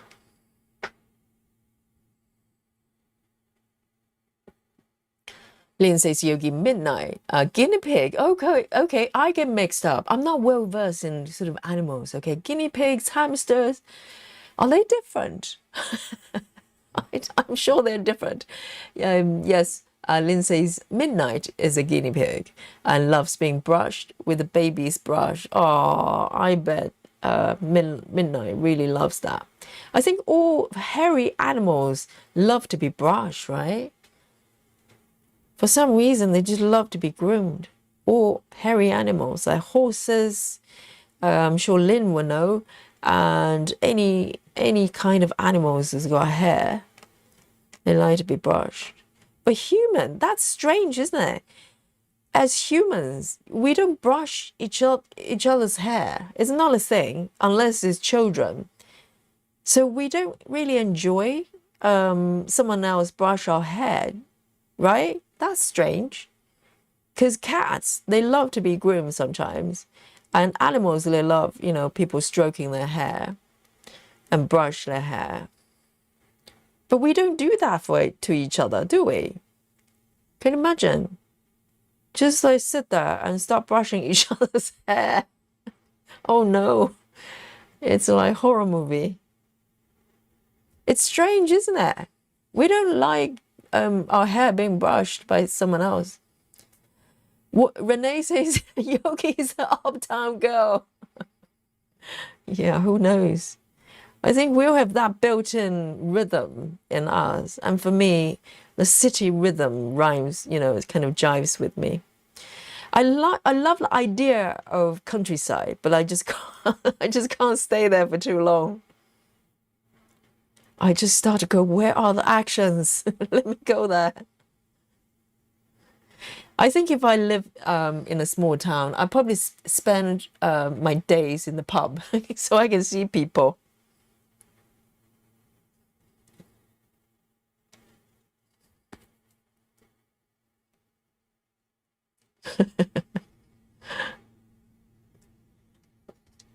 Central Plain says, I was in Denver for years. Was the biggest mistake in my life, but as versus London, I don't think you can compare. No, Amazon takes about 5 days. Oh, so Denver is a big city, is it? Is that what you're saying? And you didn't like it? And so where you are, where Central Plain is, no Amazon. Oh, Amazon takes about 5 days. It's still not bad though. Maybe it's not the same day or next day's service, but 5 days, decent. It's not bad. Because I'm sure there will be areas in the world they don't go. It's just too much, too far away.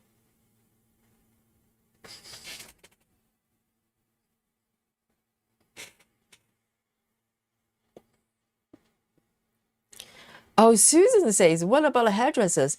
Yeah, but it's a paid service. I'm sure they probably wouldn't want to touch your hair if you don't pay them. It's not like they do it for fun. But the thing is, though, hairdressers, they have to touch your hair and do whatever, but they're not just they're not just brushing your hair for the sake of it. It's strange, isn't it? We don't want people to touch our hair. Not like that. Dolly, are you okay?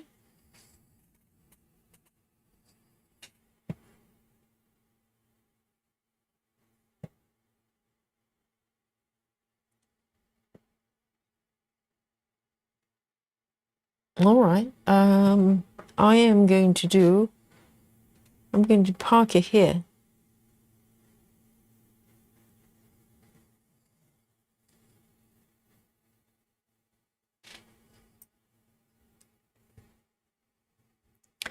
Rachel says we enjoy going to salon and having our hair done, and mothers brush children's hair. Yes, parents brush children's hair probably out of necessity as well because the kids don't know how to do it properly. But I'm just thinking it isn't a thing socially that we just sit sit at a bar having a glass of wine and then brush each other's hair. I wonder why.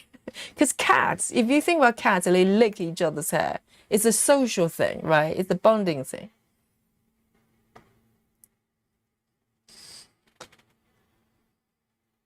And Rachel says when I was about 11 to 13-ish age, we had slumber parties and did each other's hair and nails. Yeah, maybe as a kid, yes. Like, you help each other with grooming. Yes, that's quite true. Kids do that, but grown-ups, we don't, do we? Just hang on a second. I think Dolly is looking very desperate. I think she's hungry. So I'm going to just go and check on her food, okay? I'll be right back. Just give me a second. I'm going to mute the sound, okay?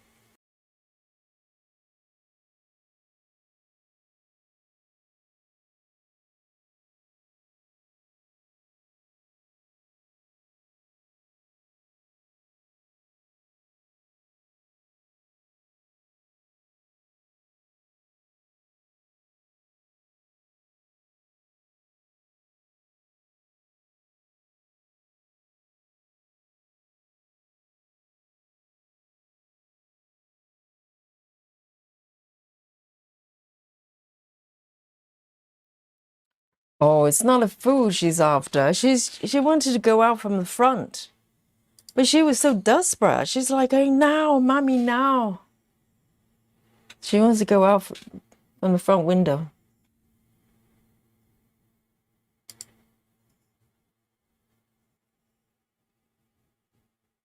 Hey, Chivers. Chivers getting home from work. Great to see you. Ginny says that would be creepy. You can imagine. It just sit there and brushing each other's hair. And imagine, for people like men with no hair, they're going to feel a little bit inadequate. It's like saying, oh, I can brush your hair, but I have no hair to be brushed. It's going to create social, inequality. It's going to be a social problem.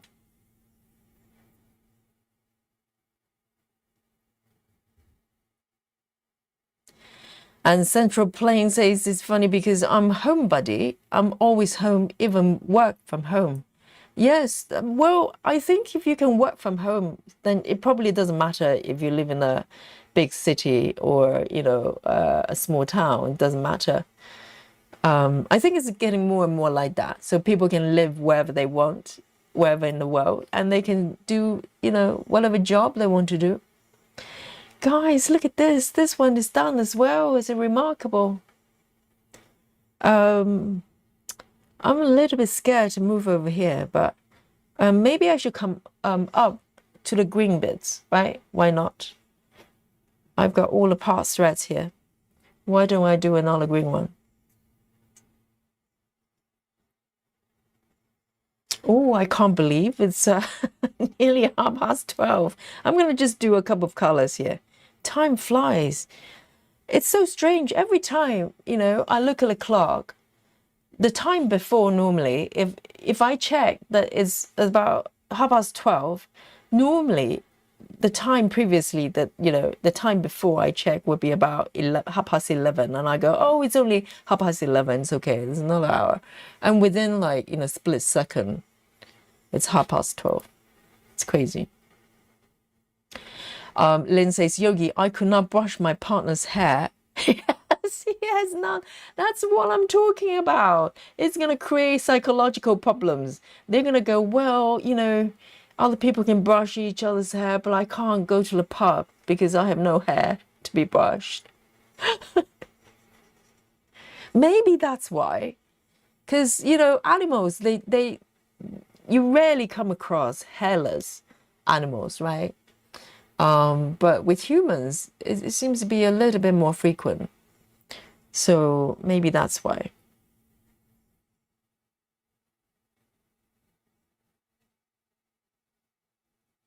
All right, so this one, I've got 2 stitches and then I park.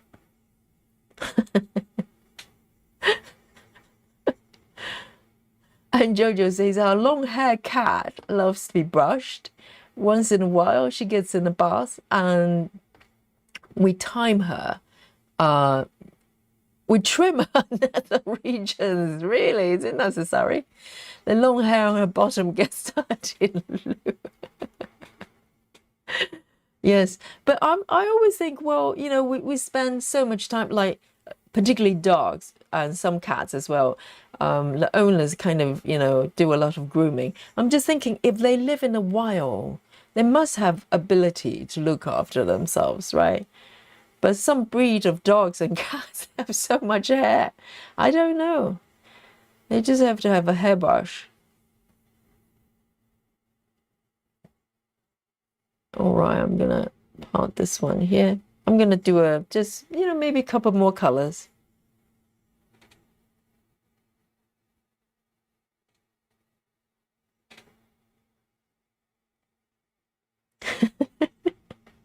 Very low maintenance. No maintenance whatsoever.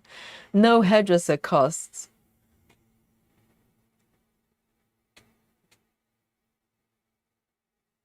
All right. I'm going to stitch outside the box. I don't care now. Jojo says, Yogi, you're stitching faster. It's time to change the channel name, do you think? Well, it varies from day to day, and it depends on how many color changes, you know, I need to do. I think it, you know, it does have. And also stitching method as well. But recently, I've been doing quite well, aren't I? Well, the last session wasn't that great. The last session was like under 200 or something, wasn't it? And so it varies. It varies.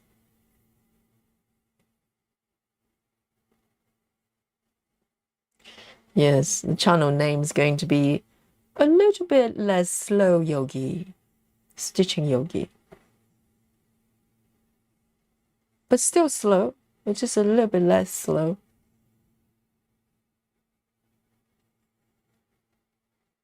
One, two, three, four. I've done these ones already. Strange. 1, 2, 3, 4.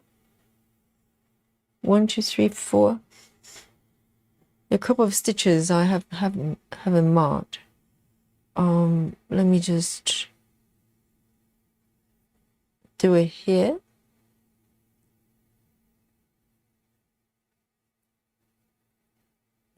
Yeah, there are 4 stitches already done. Very strange. I'm going to do one more. How's that? I'm going to do one more. And oh, do you think, Susan, do you think Dolly's got a hot date?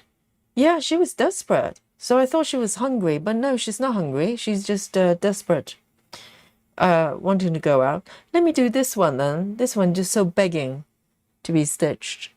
And this is going to be my last color today. Where has time gone?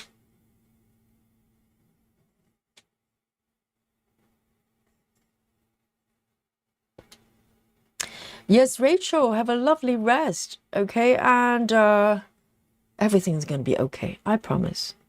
Yogi promise. Everything will be just fine. Night-night, Rachel.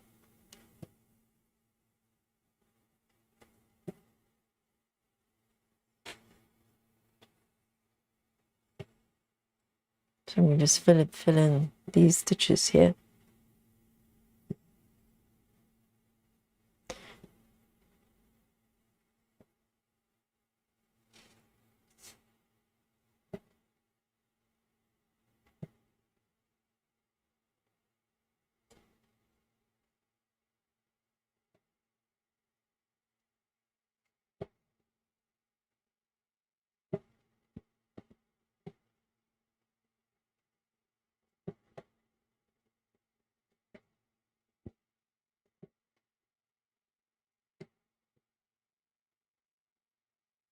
And I am going to just do the remaining 4 stitches.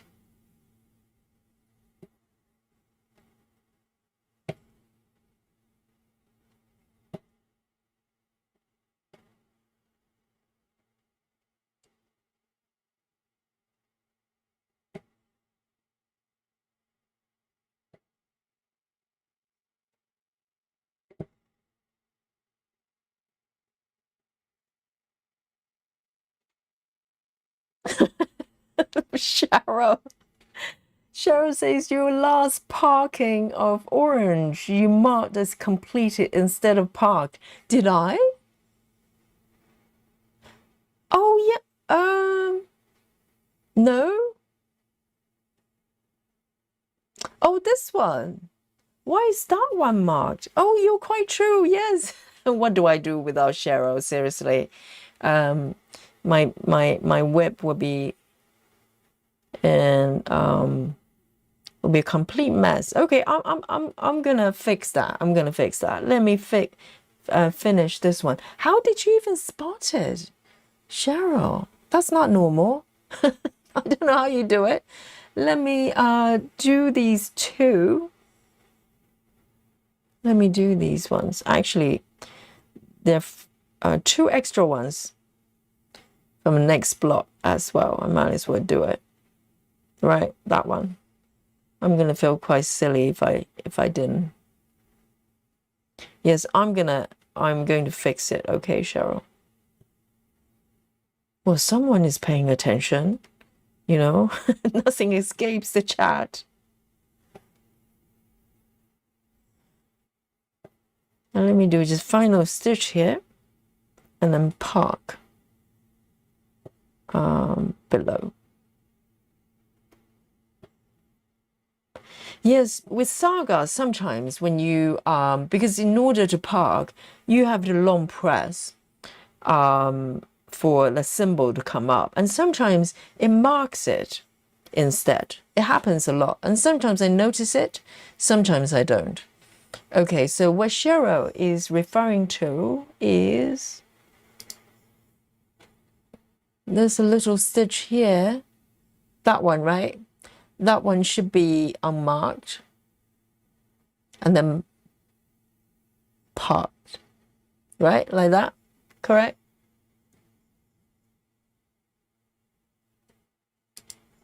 All right. All right, guys, there you go. Not bad, eh? Have a look at this. I think it's looking really nice. So I'm going to show you what I've done today. And so today, I think I extend the top border a little bit. I think we were here before, like that. And lo and behold, we've got this block and a little bit below this block, and then this one as well. I think, but all of them, I think they were half finished. So, you know, I don't know how many stitches I've actually done actually, but I love this way of working because everything is filled up. I can just move forward, and it's really, really nice. So I'm going to share my stitch count with you, okay? And this is what we do at the end of every stream. I think this is looking great, and really bright colors as well. No air stitching today. Absolutely no air stitching today. So guys, are you ready? I'm going to bring up. And first of all, let me just show you the mock-up. If you don't know, haven't seen it, it's absolutely beautiful. It's a view of a craft room, a patchwork craft room. It's by Ciro Marchetti, one of our favorite artists here. And here we go. All right. So this is how far I've gone so far with this piece. And I'm way over 20%, guys. All right. And I'm going to count down to 3. I'm going to share the stitch counts with you. 2 and 1. Dun, dun, dun. The grand total of stitches Yogi has done today is 279. Yeah. Yes. Yeah. So I've probably went across 4 different blocks, but they're all partially stitched. So, you know, 5 million, yes, at least as generous as ever. And Cheryl says 399. Well, not quite, not quite. Yomari is not quite here today. Yomari just part-time here today. And but I don't think it's too shabby. Anything over 200, I'm very happy. I'm very happy. And but I'm just thrilled by the colors. It's just so beautiful and lively. And I'm just never bored stitching this piece. So hopefully it's not going to be another month before I stitch this piece and next time. And I hope you enjoy your stitching as well. Thanks everyone, so encouraging.